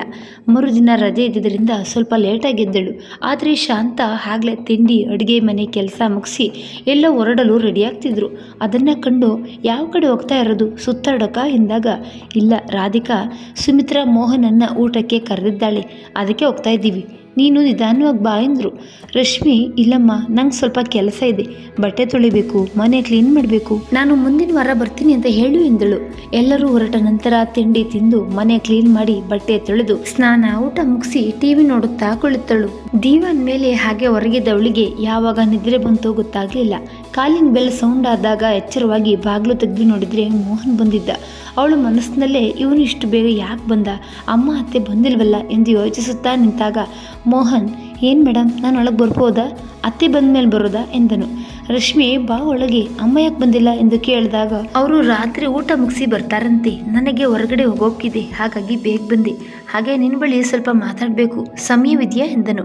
ರಶ್ಮಿ, ನಾನು ನಿನ್ನೆಯೇ ಹೇಳಿದ್ದೆ ಮಾತಾಡೋಕ್ಕೆ ಏನಿಲ್ಲ ಅಂತ, ಕಾಫಿ ಕುಡಿಯೋದಾದರೆ ಕೊಡ್ತೀನಿ, ಆಮೇಲೆ ನಿನ್ನ ಕೆಲಸ ಮುಗಿಸ್ಕೊಂಡು ಬಾ ಎಂದಾಗ, ಪ್ಲೀಸ್ ಕಣೆ, ಜಾಸ್ತಿ ಟೈಮ್ ತಗೊಳ್ಳಲ್ಲ, ಒಂದು ಅರ್ಧ ಗಂಟೆ ಅಷ್ಟೇ ಎಂದ ಮೋಹನ್. ಇದೇ ಥರ ನಾನು ನಿನ್ನ ಬೇಡ್ಕೊಂಡಾಗ ನನಗೆ ಯಾವ ಬೆಲೆ ಇತ್ತು, ಇರಲಿ, ಏನು ಹೇಳದಿದ್ರು ಬೇಗ ಹೇಳಿ ಮುಗಿಸು. ಹಳೆ ವಿಷಯ ಮತ್ತೆ ಮತ್ತೆ ಕೆತ್ಕೋಕೆ ನನಗೆ ಇಷ್ಟ ಇಲ್ಲ ಎಂದಳು. ಮೋಹನ್, ನೀನು ಯಾಕೆ ಇನ್ನು ಮದುವೆ ಆಗಿಲ್ಲ ಅಂದಾಗ ಅವಳು ಕೋಪದಿಂದ, ಅದು ನನ್ನ ಸ್ವಂತ ವಿಷಯ, ನಿನಗೆ ಕೇಳೋ ಅಧಿಕಾರ ಹಕ್ಕು ಎರಡೂ ಇಲ್ಲ ಎಂದಳು. ನಿಜ, ನಿನ್ನ ಮಾತು ನಿಜ. ಆದರೆ ನನ್ನ ಕಾರಣದಿಂದ ನಿನ್ನ ಬದುಕು ಹೀಗಾಗಿದೆ ಎಂದು ನನಗೆ ಗೊತ್ತು. ಅದರ ಫಲವನ್ನು ನಾನೀಗ ಅನುಭವಿಸ್ತಾ ಇದ್ದೀನಿ. ಅಪ್ಪ ಅಮ್ಮನ ಮಾತಿನಂತೆ ಸುಜಾತಳನ್ನ ಮದುವೆಯಾದರೂ ಅಪರಾಧಿ ಪ್ರಜ್ಞೆ ನನ್ನನ್ನು ಕಾಡ್ತಾ ಇತ್ತು. ಆದರೆ ಅವಳ ಒಳ್ಳೆಯತನ ಎಲ್ಲವನ್ನೂ ಮರೆಸಿ ಅವಳೊಡನೆ ಸಂಸಾರ ಮಾಡುವಂತೆ ಮಾಡ್ತು. 3 ವರ್ಷ ಹೇಗೆ ಕಳೀತೆಂದೇ ತಿಳಿದಿಲ್ಲ. ಈಗ ಅವಳು ನನ್ನ ಬಿಟ್ಟು ಹೋಗಿ 1 ವರ್ಷವಾಯಿತು. ನಿನ್ನನ್ನು ನಾನೇ ದೂರ ಮಾಡಿಕೊಂಡೆ ಎಂದು ಗದ್ಗದಿತನಾದ. ಆಗ ರಶ್ಮಿ, ಕ್ಷಮಿಸು, ನಿನ್ನ ನೋಯಿಸುವುದು ನನ್ನ ಉದ್ದೇಶವಾಗಿರಲಿಲ್ಲ. ನಾನು ಒಂದು ಹೆಣ್ಣಾಗಿ ನಿನ್ನ ಹೆಂಡತಿ ಸಾವಿಗೆ ದುಃಖಿಸಿದ್ದೇನೆ. ಮನೆಯಲ್ಲಿ ಒಕ್ಕೆ ಪಡೆಯದೆ ನಿನ್ನ ಪ್ರೀತಿಸಿದ್ದು ನನ್ನದೇ ತಪ್ಪು. ಹೋಗ್ಲಿ ಬಿಡು, ಹೀಗ್ಯಾಕೆ ಅದೆಲ್ಲ ಎಂದಳು. ಮೋಹನ್ ಮುಂದುವರಿಸುತ್ತಾ, ಅಪ್ಪ ಅಮ್ಮನಿಗೆ ನನ್ನದೇ ಯೋಚನೆ ಆಗಿದೆ. ನಿನ್ನ ನೋವೇ ನನ್ನ ಬದುಕು ಹೀಗಾಗಲು ಕಾರಣ ಎಂದು ಕೊರತಿದ್ದಾರೆ. ಅದಕ್ಕಾಗಿ ಈಗ ಅಮ್ಮ ಹಿಂದಾದ ತಪ್ಪನ್ನು ಸರಿ ಮಾಡೋಣವೆಂದು ನನ್ನನ್ನು ಕರೆದುಕೊಂಡು ಬಂದಿದ್ದು ಎಂದನು. ರಶ್ಮಿಗೆ ಅವನ ಮಾತು ಅರ್ಥವಾಗದೆ, ನನಗೇನು ನಿನ್ನ ಮಾತು ತಿಳಿತಿಲ್ಲ, ನನ್ನ ಜೀವನ ಚೆನ್ನಾಗಿದೆ, ಅದರ ಬಗ್ಗೆ ಯಾರು ಯೋಚಿಸುವ ಅಗತ್ಯವಿಲ್ಲ ಅಂದಳು. ಮೋಹನ್, ನನಗೂ ಕೂಡ ನಿನಗೆ ಹೇಗೆ ಹೇಳಬೇಕೆಂದೇ ತಿಳಿತಿಲ್ಲ. ಅಪ್ಪ ಅಮ್ಮನಿಗೆ ಈಗ ನಿನ್ನ ಸೊಸೆ ಮಾಡಿಕೊಳ್ಬೇಕೆಂಬ ಮನಸ್ಸಿದೆ. ಇದರಿಂದಾದರೂ ತಮ್ಮ ತಪ್ಪಿಗೆ ಪ್ರಾಯಶ್ಚಿತ್ತ ಆಗ್ಬೋದೆಂಬುದು ಅವರ ಅಭಿಪ್ರಾಯ. ನಾನಿಷ್ಟೇ ಬೇಡವೆಂದರೂ ನನ್ನನ್ನು ಇಲ್ಲಿ ಕರೆದುಕೊಂಡು ಬಂದಿದ್ದಾರೆ. ಮೊದಲು ನನಗೂ ಇದು ಇಷ್ಟವಾಗಲಿಲ್ಲ. ನಂತರ ನಿಧಾನವಾಗಿ ಕೂತು ಯೋಚಿಸಿದಾಗ ಸರಿ ಎನ್ನಿಸಿ ನಿನ್ನ ಅಭಿಪ್ರಾಯ ಕೇಳ್ತಿದ್ದೀನಿ. ನೀನು ಇಷ್ಟು ದಿನವಾದರೂ ಮದುವೆಯಾಗದೇ ಇದ್ದುದರಿಂದ ಈಗಲೂ ನನ್ನ ಪ್ರೀತಿಸ್ತಾ ಇದ್ದಿ ಎಂದು ನಂಬಿದ್ದೇನೆ. ನೀನು ನನ್ನ ಜೀವನದಲ್ಲೇ ಬರಲು ಒಪ್ಪಿದ್ರೆ ಜೀವನವಿಡೀ ಕಾಪಾಡ್ಕೋತೀನಿ. ಸಮಯ ತೆಗೆದುಕೊಂಡು ಯೋಚಿಸಿ ನಿನ್ನ ನಿರ್ಧಾರ ತಿಳಿಸು ಎಂದು ಹೇಳಿ ರೆಡಿಯಾಗಲು ಹೊರಟ. ಅವನು ರೆಡಿಯಾಗಿ ಬಂದರೂ ರಶ್ಮಿ ಹಾಗೆ ಕುಳಿತದ್ದು ನೋಡಿ, ಯಾಕೆ ಕುಳಿತಿದ್ದೀಯಾ? ಚಿಂತಿಸಬೇಡ, ನಿಮ್ಮ ಅಮ್ಮನಿಗೆ ಎಲ್ಲ ವಿಷಯ ಹೇಳಿ ಅವರ ಅಭಿಪ್ರಾಯ ಕೇಳಿದಾಗ ನೀನು ಒಪ್ಪಿದ್ರೆ ಅವ್ರದ್ದೇನೂ ಇಲ್ಲ ಎಂದಿದ್ದಾರೆ. ನಿನಗೆ ಒತ್ತಾಯವಿಲ್ಲ. ನಾವು ನಾಳೆ ಒಂದಿನ ಎದ್ದು ಹೊರಡ್ತೀವಿ. ಅಷ್ಟರೊಳಗೆ ನಿರ್ಧಾರ ತಿಳಿಸು ಎಂದು ಹೇಳಿ ಹೊರಟ. ರಶ್ಮಿ, ಅಯ್ಯೋ ದೇವ್ರೇ, ಅಮ್ಮ ಏನು ಅನ್ಕೊಂಡ್ಲೋ ಏನೋ, ನನಗೆ ಯಾಕೆ ಹೀಗಾಗ್ತಿದೆ? ಇಷ್ಟೆಲ್ಲ ಆದ್ಮೇಲೆ ಅವನನ್ನ ಹೇಗೆ ನಂಬೋದು ಎಂದು ಚಿಂತಿಸುತ್ತಾ ಕುಳಿತಳು. ರಾತ್ರಿ ಊಟ ಮುಗಿಸಿ ಸುಮಿತ್ರಾ, ಶಾಂತ ಮನೆಗೆ ಬಂದ್ರು. ಮೋಹನ್ ಫ್ರೆಂಡ್ ಮನೆಗೆ ಹೋಗುವುದಾಗಿ ಹೇಳಿದ್ದ. ಇವಳು ಸೈಲೆಂಟ್ ಇರುವುದನ್ನ ನೋಡಿ ಮೋಹನ್ ಮಾತಾಡಿರುವುದು ಖಾತ್ರಿ ಆಯಿತು. ಅವರು ಏನೂ ಕೇಳದೆ ಸುಮ್ಮನೆ ರಾಧಿಕಾ ಮನೆ ಬಗ್ಗೆ ಮಾತಾಡಿ ಮಲಗಿದ್ರು. ಬೆಳಗ್ಗೆ ಎದ್ದಾಗ ಸುಮಿತ್ರಾ ಅವರ ಸಂಬಂಧಿಕರ ಮನೆಗೆ ಹೋಗಿದ್ರು. ಆ ದಿನವೂ ರಜೆ ಇದ್ದುದರಿಂದ ಆ ದಿನವೂ ಸ್ವಲ್ಪ ಲೇಟ್ ಆಗಿದ್ದಳು. ಆಗ ಅಮ್ಮ, ರಶ್ಮಿ, ಮೋಹನ್ ಬಗ್ಗೆ ಇವಾಗ ನಿನ್ನ ಅಭಿಪ್ರಾಯ ಏನು? ಎಲ್ಲ ವಿಷಯ ಗೊತ್ತಾಯ್ತು. ನೀನು ಯಾವ ನಿರ್ಧಾರ ಮಾಡಿದ್ರು ನಾನು ಒಪ್ಕೇನೆ. ಹೀಗಾಗಲೇ ತುಂಬ ನೋವುಪಟ್ಟಿದ್ದೀಯಾ. ಇನ್ನಾದರೂ ಸುಖವಾಗಿರು ಮಗಳೇ ಎಂದಾಗ ಯೋಚಿಸಿ ಹೇಳ್ತೀನಿ ಎಂದು ಹೇಳಿ ಕೆಲಸ ಮುಗಿಸಿ ರೂಮಿಗೆ ಬಂದು ಕುಳಿತಳು. ಮಧ್ಯಾಹ್ನ ಊಟ ಮುಗಿಸಿ ಅಮ್ಮ ಮಲಗಿದ್ರು. ರಶ್ಮಿ ಸುಮ್ಮನೆ ಕುಳಿತು ಟಿವಿ ನೋಡ್ತಾ ಇದ್ರು. ಮನಸ್ಸು ಬೇರೆಯೇ ಯೋಚಿಸ್ತಿತ್ತು. ಈ ಹಿಂದೆ ಒಳ್ಳೆಯದಾಗುವುದಿಲ್ಲವೆಂದು ತಿರಸ್ಕರಿಸಿದ ಸಂಬಂಧ ಈಗ ಹೇಗೆ ಒಳ್ಳೆಯದಾಯಿತು? ಮೊದಲಿದ್ದ ನಂಬಿಕೆ, ಪ್ರೀತಿ ಯಾವುದೂ ಅವನ ಮೇಲಿಲ್ಲ, ಇನ್ನೂ ಬರಲು ಸಾಧ್ಯವೂ ಇಲ್ಲ. ಅವನ ಸಂಸಾರ ಸರಿ ಇದ್ದಿದ್ರೆ ಇವರು ನನ್ನ ನೋವಿಗೆ ಪರಿಹಾರ ನೀಡ್ತಿದ್ರ? ಇದರಲ್ಲಿ ಅವರೆಲ್ಲರ ಸ್ವಾರ್ಥ ಬಿಟ್ಟರೆ ಬೇರೇನು ಕಾಣ್ತಿಲ್ಲ. ನನಗೆ ಈಗ ನೆಮ್ಮದಿಯ ಬದುಕಿದೆ. ಒಂದು ಕಾಲದಲ್ಲಿ ಹಣದ ಹಿಂದೆ ಹೋದವರು ಇವರೆಲ್ಲ. ಈ ಮದುವೆಯಿಂದ ಯಾವ ಪ್ರಯೋಜನ, ನೆಮ್ಮದಿ ಇಲ್ಲ. ಕಾಲವೇ ಅವರಿಗೆ ಉತ್ತರಿಸಿದೆ ಎಂದುಕೊಂಡು ಒಂದು ನಿರ್ಧಾರ ಮಾಡಿದಳು. ಇವತ್ತೇ ಈ ಎಲ್ಲ ಗೊಂದಲಗಳಿಗೂ ಇತ್ಯರ್ಥ ಮಾಡಬೇಕು ಎಂದು ಯೋಚಿಸಿದಳು.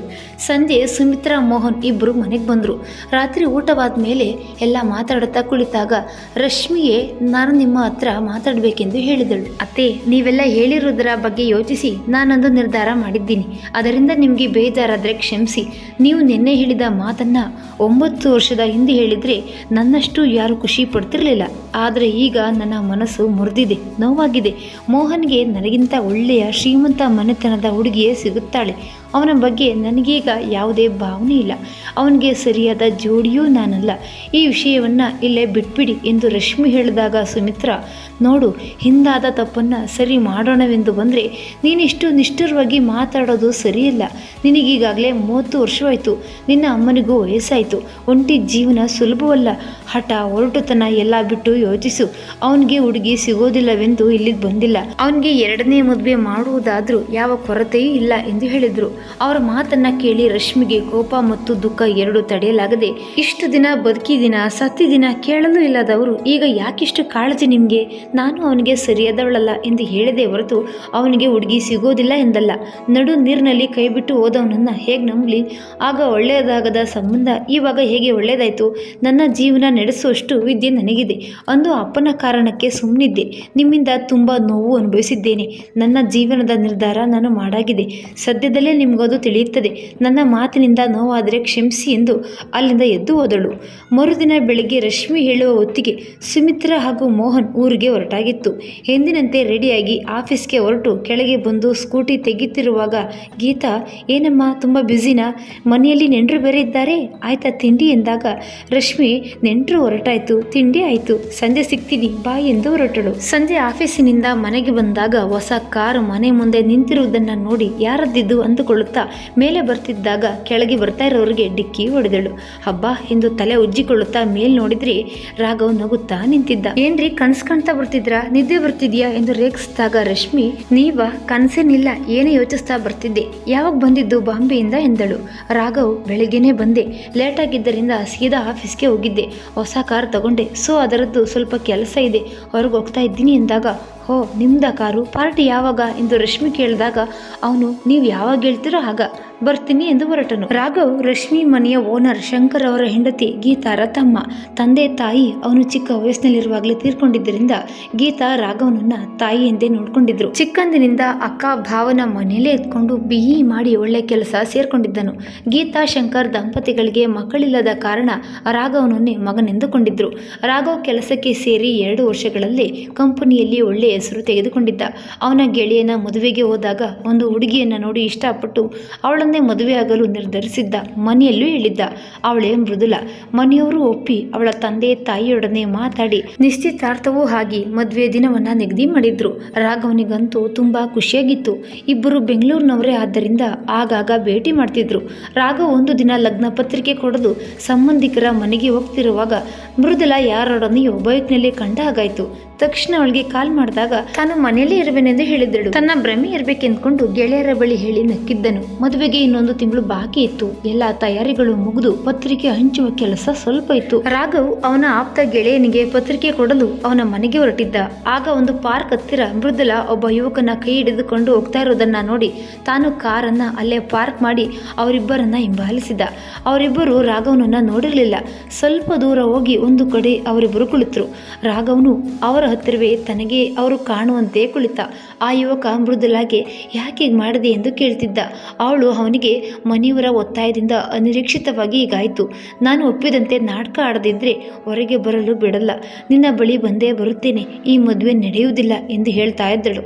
ಇದನ್ನ ಕೇಳಿ ರಾಘವನಿಗೆ ನಿಂತ ನೆಲವೇ ಕುಸಿದಂತಾಯಿತು. ತಕ್ಷಣವೇ ಸಾವರಿಸಿಕೊಂಡು ಮನೆಗೆ ಬಂದು ಎಲ್ಲ ವಿಷಯ ಹೇಳಿದನು. ಗೀತಾ ಕೂಡಲೇ ಮೃದುಲಾ ಮನೆಯವರಿಗೆ ಫೋನ್ ಮಾಡಿ ಕೇಳಿದಾಗ ಮೊದಲು ಅವರು ಒಪ್ಪದೇ ಇದ್ರು. ನಂತರ ಅವಳು ಒಬ್ಬನನ್ನ ಪ್ರೀತಿಸಿದ್ದು ನಿಜ, ಆದರೆ ಮನೆಯವರೆಲ್ಲ ಬೈದ ಮೇಲೆ ಈ ಮದುವೆಗೆ ಒಪ್ಪಿದ್ದಳು ಎಂದರು. ಹೀಗಾಗಿ ಮದುವೆ ಮುರಿದು ಬಿತ್ತು. ರಾಘವನಿಗೆ ಕೋಪ ತಡೆಯಲಾಗದೆ ಮೃದುಲಾ ಮನೆಗೆ ಹೋಗಿ ನಿಶ್ಚಿತಾರ್ಥದ ಉಂಗುರವನ್ನ ಅವಳ ಮೇಲೆಸೆದು, ಅವನೊಂದಿಗಾದರೂ ಸರಿಯಾಗಿ ಬಾಳು, ಬೇರೆಯವರ ಭಾವನೆಗಳೊಂದಿಗೆ ಆಟವಾಡಬೇಡ, ನಿನ್ನ ಮುಖ ನೋಡೋಕೆ ನಂಗೆ ಇಷ್ಟ ಇಲ್ಲ ಎಂದು ಹೇಳಿ ಬಂದನು. ಅಂದಿನಿಂದ ಅವನು ಮದುವೆಗೆ ಯಾರು ಬಲವಂತ ಮಾಡಬಾರ್ದೆಂದು ಹೇಳಿದ್ದನು. ಇದೆಲ್ಲ ಕಳೆದು 4-5 ವರ್ಷಗಳೇ ಕಳೆದಿತ್ತು. ಹುಡುಗಿಯರ ಸಹವಾಸವೇ ಬೇಡವೆಂದು ರಾಘವ ತನ್ನ ಪಾಡಿಗೆ ತಾನಿದ್ದ. ಅಕ್ಕ ಭಾವನ ಮನೆಗೆ 3 ವರ್ಷದ ಹಿಂದೆ ಬಾಡಿಗೆಗೆ ಬಂದ ರಶ್ಮಿ ಹಾಗೂ ಅವಳ ಅಮ್ಮನ ಬಳಿಯೂ ಅವನು ಹೆಚ್ಚು ಮಾತಾಡ್ತಿರ್ಲಿಲ್ಲ. ಆದರೆ ಕ್ರಮೇಣ ಅವರ ಒಳ್ಳೆಯ ಗುಣ ನಡತೆ ನೋಡಿ ಅವನು ಸ್ವಲ್ಪವೇ ಮಾತನಾಡತೊಡಗಿದ್ದ. ಗೀತಾ ಶಾಂತಾರವರ ಹತ್ತಿರ ರಶ್ಮಿಯನ್ನ ರಾಘವನಿಗೆ ಕೊಡ್ತೀರಾ ಎಂದು ಕೇಳಿದಾಗ ಅವಳು ಒಪ್ಪಿದ್ರೆ ನನ್ನ ಅಭ್ಯಂತರವೇನೂ ಇಲ್ಲ ಎಂದಿದ್ರು. ಗೀತಾ ಕೂಡ ರಾಘವನ ನಿಂತು ಹೋದ ಮದುವೆ ಬಗ್ಗೆ ಹೇಳಿದ್ರು. ಆಗ ಶಾಂತ ಅವರ ಕುಟುಂಬದ ಬಗ್ಗೆ ಎಲ್ಲ ಹೇಳಿ ರಶ್ಮಿ ಮದುವೆಗೆ ಮನಸ್ಸು ಮಾಡ್ತಾ ಇಲ್ಲ ಎಂದು ಬೇಜಾರು ಮಾಡ್ಕೊಂಡಿದ್ರು. ಗೀತಾ ಅವರಿಗೆ ಸಮಾಧಾನ ಮಾಡಿದ್ರು. ರಾಘವ ನಿಧಾನವಾಗಿ ರಶ್ಮಿಯತ್ತ ವಾಲುತ್ತಿದ್ದ. ಆದರೆ ಅವಳ ಬಳಿ ಏನು ಹೇಳಿರಲಿಲ್ಲ. ಗೀತಾ ರಾಘವನ ಬಳಿ ರಶ್ಮಿ ಬಗ್ಗೆ ಕೇಳಿದಾಗ ಅವನಿಗೆ ಇಷ್ಟವಿರುವುದಾಗಿ ಹೇಳಿ ತಾನೇ ಮಾತನಾಡುವವರೆಗೂ ನೀವ್ಯಾರು ರಶ್ಮಿ ಬಳಿ ಏನು ಕೇಳಬೇಡಿ ಎಂದಿದ್ದ. ಒಂದು ದಿನ ಗೀತಾ ಶಂಕರ್ ಊರಿಗೆ ಹೋಗಿದ್ದ. ಹೋಗಿದ್ರು. ಶಾಂತ ರಾಘವನಿಗೆ ಸಾಂಬಾರ್ ಕೊಡಲು ಹೇಳಿ ರಾಧಿಕಾ ಮನೆಗೆ ಹೋಗಿದ್ರು. ಶಾಂತ ಹಾಗೂ ಗೀತಾ ಒಬ್ಬರಿಗೊಬ್ರು ಸಹಾಯ ಮಾಡ್ತಾ ಇದ್ರು. ರಶ್ಮಿ ಗೀತಾ ಮನೆಗೆ ಹೋದಾಗ ರಾಘವ ತುಂಬಾ ಜ್ವರ ಬಂದು ತುಂಬಾ ಸುಸ್ತಾಗಿದ್ದ. ಅವಳು 3-4 ಬಾರಿ ಬೆಲ್ ಮಾಡಿದ ಮೇಲೆ ನಿಧಾನವಾಗಿ ಬಾಗಿಲು ತೆಗೆದ. ಅವನನ್ನ ನೋಡಿ ಯಾಕೆ ಏನಾಯ್ತೆಂದು ಕೇಳಿದಾಗ ಸ್ವಲ್ಪ ಸುಸ್ತು, ಜ್ವರ ಸರಿ ಹೋಗುತ್ತೆ ಎಂದ. ಸಾಂಬಾರ್ ಕೊಡಲು ಅಮ್ಮ ಹೇಳಿದ್ದರಿಂದ ಬಂದೆ, ಅನ್ನ ಮಾಡ್ಕೊಡ್ಲಾ ಎಂದು ಅವಳು ಕೇಳಿದಾಗ ರಾಘವ ನಿಮ್ಗೆ ಯಾಕೆ ತೊಂದ್ರೆ, ಮಲಗಿ ಎದ್ದು ಮಾಡ್ಕೋತೀನಿ ಎಂದು ಹೇಳ್ದ. ರಶ್ಮಿ ಸರಿ ಎಂದು ಮನೆಗೆ ಹೋಗಿ ಸ್ನಾನ ಊಟ ಮುಗಿಸಿ ಆಂಟಿ ಬೇರೆ ಮನೆಯಲ್ಲಿಲ್ಲ, ರಾಘವನ್ಗೆ ಹೇಗಿದೆ ಎಂದು ಕೇಳೋಣವೆಂದು ಅವರ ಮನೆಗೆ ಹೋದಳು. ಬಾಗಿಲನ್ನ ಹಾಕದೆ ಹಾಗೆ ಮಲಗಿದ್ದ ರಾಘವ ಹತ್ತಿರ ಹೋಗಿ ಕರೆದ್ರು ಅವನಿಗೆ ಎಚ್ಚರವಾಗಲಿಲ್ಲ. ಅವಳು ತಂದಿಟ್ಟು ಹೋಗಿದ್ದ ಸಾಂಬಾರು ಹಾಗೆ ಇದ್ದದ್ದನ್ನ ನೋಡಿ ಅವನು ಊಟ ಮಾಡಿಲ್ಲವೆಂದು ತಿಳಿಯಿತು. ಮನೆಯಿಂದ ಅನ್ನ ತಂದು ಸಾಂಬಾರ್ ಬಿಸಿ ಮಾಡಿ ಅವನನ್ನ ಎಬ್ಬಿಸಲು ಮೈ ಮುಟ್ಟಿದ್ರೆ ಕೆಂಡದಂತೆ ಮೈ ಸುಡ್ತಿತ್ತು. ಹೇಗೋ ಅವನನ್ನ ಎಬ್ಬಿಸಿ ಸ್ವಲ್ಪ ಊಟ ಮಾಡಲು ಹೇಳಿ ಮನೆಯಲ್ಲಿದ್ದ ಜ್ವರದ ಮಾತ್ರೆ ತಂದು ಕೊಟ್ಟು ತಿಂದು ಮಲಗಲು ಹೇಳಿದ್ದಳು. ಅವನಿಗೆ ತುಂಬಾ ಮುಜುಗರವಾಗಿ ಸಾರಿ ತುಂಬಾ ತೊಂದರೆ ಕೊಟ್ಟೆ ಎಂದು ಹೇಳುತ್ತಲೇ ಇದ್ದ. ಆಗ ಅವಳು ಮೊದಲು ಮಲಗಿ ರೆಸ್ಟ್ ಮಾಡಿ ಆಮೇಲೆ ಮಾತಾಡಿ, ಅಕ್ಕಪಕ್ಕದವರು ಅಂದಮೇಲೆ ಇಷ್ಟು ಮಾಡದೇ ಇದ್ರೆ ಹೇಗೆ ಎಂದು ಮನೆಗೆ ಬಂದಳು. ಮಧ್ಯಾಹ್ನದ ನಂತರ ಅಮ್ಮ ಬಂದ ತಕ್ಷಣ ಅವರಿಗೆ ಎಲ್ಲ ಹೇಳಿದಳು. ಆಗ ಶಾಂತ ಹೋಗಿ ನೋಡ್ಕೊಂಡು ಬಂದು ರಾತ್ರಿ ಊಟಕ್ಕೆ ತಮ್ಮ ಮನೆಗೆ ಬರಲು ಹೇಳಿ ಬಂದ್ರು. ರಾತ್ರಿ ಊಟಕ್ಕೆ ಕರೆಯಲು ರಶ್ಮಿ ಹೋದಾಗ ಜ್ವರ ಕಡಿಮೆಯಾಗಿ ಗೆಲುವಾಗಿದ್ದ. ನಂತರ ಬಂದು ಊಟ ಮಾಡಿ ರಶ್ಮಿಗೆ ಮತ್ತೊಂದು ಥ್ಯಾಂಕ್ಸ್ ಹೇಳಿ ಮಲಗಲು ಹೋದ. ಈ ಘಟನೆಯ ನಂತರ ರಾಘವನಿಗೆ ಶಾಂತ ಮತ್ತು ರಶ್ಮಿ ಮೇಲೆ ಗೌರವ ಹೆಚ್ಚಾಗಿತ್ತು. ಎರಡು ಕುಟುಂಬಗಳು ಮತ್ತಷ್ಟು ಹತ್ತಿರವಾಗಿತ್ತು. ಹಾಗೆ ರಶ್ಮಿ ಜೀವನದಲ್ಲಿ ಏನೋ ಆಗಿದೆ, ಅದಕ್ಕೆ ಅವಳಿಂದ ಮದುವೆ ಆಗಲಿಲ್ಲ ಎಂದು ಗೊತ್ತಾಗಿತ್ತು. ಅವನೇ ಒಂದು ದಿನ ಸಮಯ ನೋಡಿ ರಶ್ಮಿಗೆ ಪ್ರಪೋಸ್ ಮಾಡ್ದ. ಆದರೆ ಅವಳು ಏನು ಹೇಳದೆ ಸುಮ್ಮನೆ ಇದ್ದದ್ದನ್ನ ನೋಡಿ ನಿಧಾನವಾಗಿ ಯೋಚಿಸಿ ಹೇಳಿ, ನನ್ನ ಬಲವಂತ ಖಂಡಿತ ಇಲ್ಲ, ನೀವು ಒಪ್ಪದೇ ಇದ್ರೂ ನಮ್ಮಿಬ್ಬರ ಗೆಳೆತನಕ್ಕೆ ಯಾವುದೇ ಅಡ್ಡಿ ಇಲ್ಲ. ನಾನು ಮದುವೆ ಬಗ್ಗೆ ಕನಸನ್ನ ಬಿಟ್ಟಿದ್ದೆ, ಆದರೆ ನಿಮ್ಮನ್ನ ನೋಡಿದ ಮೇಲೆ ನಿಮ್ಮಂತಹ ಸಂಗಾತಿ ಬೇಕೆನಿಸಲು ಶುರುವಾಗಿದೆ. ನನ್ನ ಜೀವನದಲ್ಲಿ ನೀವು ಬಂದರೆ ನಿಮಗೆ ನೋವಾಗದ ಹಾಗೆ ಕೊನೆಯವರೆಗೂ ನೋಡ್ಕೋತೀನಿ ಎಂದು ಅವನ ಮುರಿದು ಬಿದ್ದ ಮದುವೆ ಬಗ್ಗೆ ಎಲ್ಲವನ್ನೂ ಹೇಳಿದನು. ರಶ್ಮಿ ಕೂಡ ರಾಘವನಿಗೆ ತನ್ನ ಹಿಂದಿನದೆಲ್ಲ ಹೇಳಬೇಕು, ಅದಾದ ನಂತರವೂ ಅವನಿಗೆ ಒಳ್ಳೆ ಅಭಿಪ್ರಾಯ ಇದ್ರೆ ಮುಂದಿನದನ್ನ ಯೋಚಿಸೋಣವೆಂದ್ಕೊಂಡಿದ್ದಳು. ಇದೆಲ್ಲ ಆಗಿ ಒಂದು ವಾರದಲ್ಲೇ ರಶ್ಮಿ ಮನೆಗೆ ಸುಮಿತ್ರಾ ಮೋಹನ್ ಬಂದು ಮದುವೆ ವಿಷಯ ಮಾತಾಡಿದ್ರು. ಆ ಸಮಯದಲ್ಲಿ ರಾಘವ ಬಾಂಬೆಗೆ ಹೋಗಿದ್ದವನು ಈಗ ಬಂದಿದ್ದನು. ರಾಘವನನ್ನ ಮಾತಾಡಿಸಿ ಮನೆಗೆ ಬಂದು ಕಾಫಿ ಕುಡಿತಿರುವಾಗ ಅಮ್ಮ ರಾಧಿಕಾಗೆ 5ನೇ ತಿಂಗಳ ಶಾಸ್ತ್ರ ಮಾಡಬೇಕೆಂದು ಹೇಳಿದ್ರು. ಆಗ ರಶ್ಮಿ ಕೂಡ ಹೌದಲ್ವಾ, ಈ ಗಲಾಟೆಯಲ್ಲಿ ಅವಳು ಗರ್ಭಿಣಿ ಎಂಬುದೇ ನನಗೆ ಮರ್ತಂತಾಗಿತ್ತು. ನೀನು ಏನೇನು ಮಾಡಬೇಕೋ ರೆಡಿ ಮಾಡ್ಕೋ ಅಮ್ಮ, ಸೀರೆ ಮಾತ್ರ ನಾನೇ ತರ್ತೀನಿ ಎಂದಳು. ಶಾಂತ ನಾನು ತಂದರೆ ಅವಳಿಗೆ ಇಷ್ಟವಾಗೋದು ಅಷ್ಟರಲ್ಲೇ ಇದೆ, ನೀನು ತಂದರೆ ಮಾತ್ರ ಅವಳಿಗೆ ಸರಿಯಾಗುತ್ತೆ, ಏನಾದರೂ ಮಾಡ್ಕೊಳ್ಳಿ, ಆದರೆ ಹಸಿರು ಬಣ್ಣದ ಸೀರೆ ತರೋದು ಮರಿಬೇಡ ಎಂದರು. ಮರುದಿನವೇ ರಶ್ಮಿ ಆಫೀಸ್ ಕೆಲಸ ಮುಗಿಸಿ ರಾಧಿಕಾಗೆ ಸೀಮಂತ ಮಾಡೋ ಶಾಸ್ತ್ರಕ್ಕೆ ಸೀರೆ ತರಲು ಅವಳು ಯಾವಾಗಲೂ ಹೋಗೋ ಅಂಗಡಿಗೆ ಹೋದಳು. ಅವಳು ಸೀರೆ ನೋಡ್ತಾ ಇರುವಾಗ ಹಲೋ ಮೇಡಮ್ ಅನ್ನೋ ಪರಿಚಿತ ಧ್ವನಿ ಕೇಳಿ ತಿರುಗಿ ನೋಡಿದ್ರೆ ರಾಘವ. ನೀವೇನಿಲ್ಲಿ ಎಂದಳು. ಅದಕ್ಕೆ ಅವನು ಅಕ್ಕನಿಗೆ ಸೀರೆ ತಗೊಳ್ಳೋಕೆ ಬಂದೆ, ಆದರೆ ತಲೆ ಕೆಟ್ಟೋಗ್ತಿದೆ, ನೀವು ಬಂದಿದ್ದು ಒಳ್ಳೇದೇ ಆಯ್ತು, ಪ್ಲೀಸ್ ಹೆಲ್ಪ್ ಮೀ ಎಂದನು. ಅವಳು ನಗುತ್ತಾ ಸರಿ ಮೊದಲು ರಾಧಿಕಾಗೆ ತಗೊಂಡು ಆಮೇಲೆ ಆಂಟಿಗೆ ಸೀರೆ ಸೆಲೆಕ್ಟ್ ಮಾಡ್ತೀನಿ ಆಯ್ತಾ ಎಂದು ಹೇಳಿ ರಾಧಿಕಾಗೆ ಹಸಿರು ಬಣ್ಣದ ಕಾಟನ್ ಸಿಲ್ಕ್ ಸೀರೆ ಸೆಲೆಕ್ಟ್ ಮಾಡಿ ಆಂಟಿಗೆ ಒಪ್ಪುವಂತಹ ಸೀರೆಯನ್ನು ಆರಿಸಿಕೊಟ್ಟಳು. ನಂತರ ಬಿಲ್ ಮಾಡಿಸಿ ಇಬ್ಬರು ಹೊರಗೆ ಬಂದಾಗ ರಾಘವ ರಶ್ಮಿಗೆ ನೀವೇನು ಅಂದುಕೊಳ್ಳದೆ ಇದ್ರೆ ಇಲ್ಲೆಲ್ಲಾದ್ರೂ ಚಾಟ್ಸ್ ತಿಂದು ಮನೆಗೆ ಹೋಗೋಣವಾ, ಕೆಲಸದ ಬ್ಯುಸಿಯಲ್ಲಿ ಮಧ್ಯಾಹ್ನದ ಊಟ ಸರಿಯಾಗಿ ಮಾಡಿಲ್ಲ, ಹೊಟ್ಟೆ ಹಸಿವಾಗ್ತಿದೆ ಎಂದನು. ಅವಳು ಸರಿ ಅದಕ್ಕೆನಂತೆ ಹೋಗೋಣ, ಇಲ್ಲೇ ಪಕ್ಕದ ರಸ್ತೆಯಲ್ಲಿ ಒಂದು ಚಾಟ್ ಸೆಂಟರ್ ಇದೆ, ಅಲ್ಲೇ ಚೆನ್ನಾಗಿರುತ್ತೆ, ರಾಧಿಕಾ ಬಂದಾಗ ನಾವು ಅಲ್ಲೇ ಹೋಗೋದು, ಅವಳಿಗೆ ತುಂಬಾ ಇಷ್ಟ, ನಡೆದೇ ಹೋಗೋಣ, ತೊಂದರೆ ಇಲ್ವಾ ಎಂದಳು. ರಾಘವ ನಿಮ್ಮ ಜೊತೆ ಎಲ್ಲಿ ಬೇಕಾದ್ರೂ ಬರೋಕ್ ರೆಡಿ, ಎಲ್ಲರ ಇಷ್ಟ ತಿಳ್ಕೊಂಡು ಅದನ್ನ ಪೂರೈಸ್ತೀರಾ, ಆದರೆ ನಿಮ್ಮ ಇಷ್ಟ ಏನು ಅಂತ ಇದುವರೆಗೂ ಹೇಳಿಲ್ಲ, ನಾನು ಕಾಯ್ತಾ ಇದ್ದೀನಿ ಎಂದು ಅವಳನ್ನೇ ಓರೆಗಣ್ಣಲ್ಲಿ ನೋಡ್ದ. ಅವಳು ಸ್ವಲ್ಪ ಹೊತ್ತು ಸುಮ್ಮನಿದ್ದು ಸದ್ಯದಲ್ಲೇ ನಿಮ್ಮ ಪ್ರಶ್ನೆಗೆ ಉತ್ತರ ಸಿಗುತ್ತೆ, ಒಂದು ದಿನ ಬಿಡುವು ಮಾಡ್ಕೊಂಡು ಸಿಗ್ತೀರಾ, ಮಾತಾಡಬೇಕು ನಿಮ್ಮ ಹತ್ರ ಎಂದಳು. ಅವನು ನಾನು ಈಗಲೇ ಫ್ರೀ ಎಂದು ತುಂಟನಗೆ ನಕ್ಕಾಗ ರಶ್ಮಿ ನಾನು ಸೀರಿಯಸ್ ಆಗಿ ಹೇಳ್ತಿರೋದು, ಮನೆಯಲ್ಲೆಲ್ಲ ಮಾತಾಡೋಕ್ಕಾಗಲ್ಲ, ಹೊರಗಡೆ ಎಲ್ಲಾದರೂ ಸಿಗ್ಬೋದಾ ಅಂದಳು. ಅಷ್ಟರಲ್ಲಿ ಚಾಟ್ ಸೆಂಟರ್ ಬಂದಿದ್ದರಿಂದ ರಾಘವ ಮಸಾಲೆ ಪುರಿ ಸ್ಯಾಂಡ್ವಿಚ್ ಆರ್ಡರ್ ಮಾಡಿ ಬಂದು ಅಪ್ಪಣೆ ಮೇಡಮ್ ನೀವು ಯಾವಾಗ ಹೇಳ್ತಿರೋ ಆಗ ನಾನು ಬರ್ತೀನಿ, ಆದರೆ ಇನ್ನೊಂದು ತಿಂಗಳೊಳಗೆ ನಾನು ಹೈದರಾಬಾದ್ಗೆ ಹೋಗಬೇಕು, ಈ ವೀಕೆಂಡ್ ಈಸ್ ಓಕೆ ಅನ್ಸುತ್ತೆ ನಿಮಗೆ ಎಂದನು. ಅವಳು ಈ ವಾರ ಆಗಲ್ಲ, ರಾಧಿಕಾ ಮನೆಗೆ ಹೋಗ್ಬೇಕು, ಮುಂದಿನ ವಾರ ಗ್ಯಾರಂಟಿ ಎಲ್ಲಾದರೂ ಸಿಗೋಣ ಎಂದಳು. ನಂತರ ಚಾಟ್ ತಿಂದು ಮುಗಿಸಿ ಮನೆಗೆ ಹೋದ್ರು. ರಶ್ಮಿ ಮನೆಗೆ ಬಂದವಳೆ ಅಮ್ಮನಿಗೆ ಸೀರೆ ತೋರಿಸಿ ರಾಧಿಕಾಗೆ ಫೋಟೋ ಕಳಿಸಿದಳು. ಅವಳಿಗೆ ತುಂಬ ಇಷ್ಟವಾಯಿತು. ಪಕ್ಕದಲ್ಲೇ ಬ್ಲೌಸ್ ಹೊಲಿಯಲು ಕೊಟ್ಟಳು. ಭಾನುವಾರ ಬಂದೇ ಬಿಡ್ತು. ಅಮ್ಮ, ಮಗಳು ಹಾಗೂ ಗೀತಾ ಎಲ್ಲರೂ ರಾಧಿಕಾ ಮನೆಗೆ ಹೋಗಿ ಶಾಸ್ತ್ರ ಮುಗಿಸಿ ಬಂದರು. ಶಾಂತ ಅಲ್ಲೇ ಉಳಿದುಕೊಂಡ್ರು. ಅಂತೂ ರಾಘವನನ್ನು ಭೇಟಿ ಮಾಡುವ ದಿನ ಬಂದೇ ಬಿಡ್ತು. ಎಲ್ಲಿ ಸಿಗೋಣವೆಂದು ಕೇಳಿದಾಗ ಅವನು ಪಾರ್ಕ್ ಬಳಿ ಕಾಯಲು ಹೇಳಿದ್ದ. ಹಾಗೆ ಸ್ಕೂಟಿ ತರೋದು ಬೇಡವೆಂದಿದ್ದ. ಬೈಕ್ ಸರ್ವಿಸಿಗೆ ಕೊಟ್ಟಿದ್ದರಿಂದ ರಶ್ಮಿ ಆಟೋದಲ್ಲೇ ಹೊರಟಳು. ರಾಘವ ಅವಳಿಗಿಂತ ಮೊದಲೇ ಬಂದು ಕಾಯ್ತಾ ಇದ್ದವನು ಬನ್ನಿ ಹೋಗೋಣವೆಂದ. ಅವಳು ಅರ್ಥವಾಗದೆ ಅವನ ಮುಖ ನೋಡಿದಾಗ ನಾನೊಂದು ಕಡೆ ಕರ್ಕೊಂಡು ಹೋಗ್ತೀನಿ, ಅಲ್ಲಿ ಪ್ರಶಾಂತವಾಗಿರುತ್ತೆ, ಹಾಗೆ ಮನಸ್ಸಿಗೂ ನೆಮ್ಮದಿ ಸಿಗುತ್ತೆ, ಅದಕ್ಕೆ ನಿಮಗೆ ಗಾಡಿ ತರಬೇಡಿ ಎಂದಿದ್ದು ಎನ್ನುತ್ತಾ ಕಾರಿನ ಮುಂಬಾಗ್ಲು ತೆಗೆದ. ರಶ್ಮಿ ಸರಿ ಎಂದು ಕುಳಿತಳು. 1 ಗಂಟೆಯ ನಂತರ ಹಳೆಯದಾದ ದೇವಸ್ಥಾನದ ಹತ್ರ ಕಾರು ನಿಂತಿತು. ರಾಘವ ಕಾರಿನ ಬಾಗ್ಲು ತೆಗೆದು ಇಳೀರಿ, ಇದೇ ನಾನು ಹೇಳಿದ ಜಾಗ ಎಂದು ದೇವಸ್ಥಾನದ ಒಳಗೆ ಕರೆದುಕೊಂಡು ಹೋಗಿ ಅರ್ಚನೆ ಮಾಡಿಸ್ದ. ಅಲ್ಲಿ ಎಲ್ಲರೂ ಅವನಿಗೆ ಪರಿಚಯವಾಗಿದ್ದರು. ರಶ್ಮಿಯನ್ನ ತನಗೆ ಬೇಕಾದವರೆಂದು ಪರಿಚಯಿಸಿದ. ದೇವರ ದರ್ಶನ ಮಾಡಿ ಅಲ್ಲೇ ಸ್ವಲ್ಪ ದೂರದಲ್ಲಿದ್ದ ಕೊಳದ ಬಳಿ ಕುಳಿತರು. ಆಗ ರಶ್ಮಿ ರಾಘವನಿಗೆ ಹೇಗೆ ಈ ದೇವಸ್ಥಾನದ ಪರಿಚಯ ಎಂದು ಕೇಳಿದಾಗ, ನನಗೆ ಬೇಜಾರಾದಾಗ, ಖುಷಿಯಾದಾಗ ನಾನು ಇಲ್ಲಿಗೆ ಬರ್ತೀನಿ. ದೇವಾಲಯದ ಜೀರ್ಣೋದ್ಧಾರಕ್ಕೆ ಹಣ ಸಹಾಯ ಮಾಡಿದ್ದೇನೆ, ಹಾಗಾಗಿ ಇಲ್ಲಿರುವವರು ಪರಿಚಯ ಎಂದನು. ರಶ್ಮಿ ಹೌದಾ ಎಂದೇಳಿ ಸುಮ್ಮನೆ ಯೋಚಿಸುತ್ತಾ ಕುಳಿತದ್ದನ್ನು ನೋಡಿ ಏನು ಹೇಳಬೇಕೋ ಹೇಳಿ, ನನಗೇನು ಬೇಜಾರಿಲ್ಲ, ಯಾವತ್ತಿದ್ದರೂ ಒಳ್ಳೆಯ ಗೆಳೆಯನಾಗಿರ್ತೀನಿ, ನಿಮ್ಮನ್ನು ನೋಯಿಸುವ ಉದ್ದೇಶ ನನ್ನದಾಗಿರಲಿಲ್ಲ ಎಂದನು. ಆಗ ರಶ್ಮಿ ಛೇ ಹಾಗೇನಿಲ್ಲ, ನಿಮ್ಮ ಬಗ್ಗೆ ನನಗೆ ಯಾವ ಬೇಜಾರೂ ಇಲ್ಲ, ನನ್ನ ಬಗ್ಗೆಯೇ ನಿಮಗೆ ಗೊತ್ತಿಲ್ಲದ ಸತ್ಯವಿದೆ, ಅದನ್ನು ಹೇಳಿದ ಮೇಲೆ ನಿಮಗೆ ನನ್ನ ಬಗ್ಗೆ ಯಾವ ಅಭಿಪ್ರಾಯ ಬರುವುದೋ ಗೊತ್ತಿಲ್ಲ, ಆದರೂ ಎಲ್ಲ ಹೇಳಲೇಬೇಕೆಂದು ತೀರ್ಮಾನ ಮಾಡಿದ್ದೀನಿ ಎಂದಳು. ತನ್ನ ಬಾಲ್ಯದಿಂದ ಹಿಡಿದು ಸ್ವಲ್ಪ ದಿನಗಳ ಹಿಂದೆ ಬಂದು ಹೋದ ಸುಮಿತ್ರಾ, ಮೋಹನ್ನ ವಿಷಯದವರೆಗೂ ಎಲ್ಲ ಹೇಳಿದಳು. ರಾಘವ ಮೌನವಾಗಿ ಅವಳ ಎಲ್ಲ ಮಾತನ್ನು ಕೇಳಿಸ್ಕೊಂಡು ಸುಮ್ಮನೆ ಕುಳಿತಿದ್ದ. ಸ್ವಲ್ಪ ಹೊತ್ತು ಅವನ ಪ್ರತಿಕ್ರಿಯೆಗಾಗಿ ಕಾದಳು.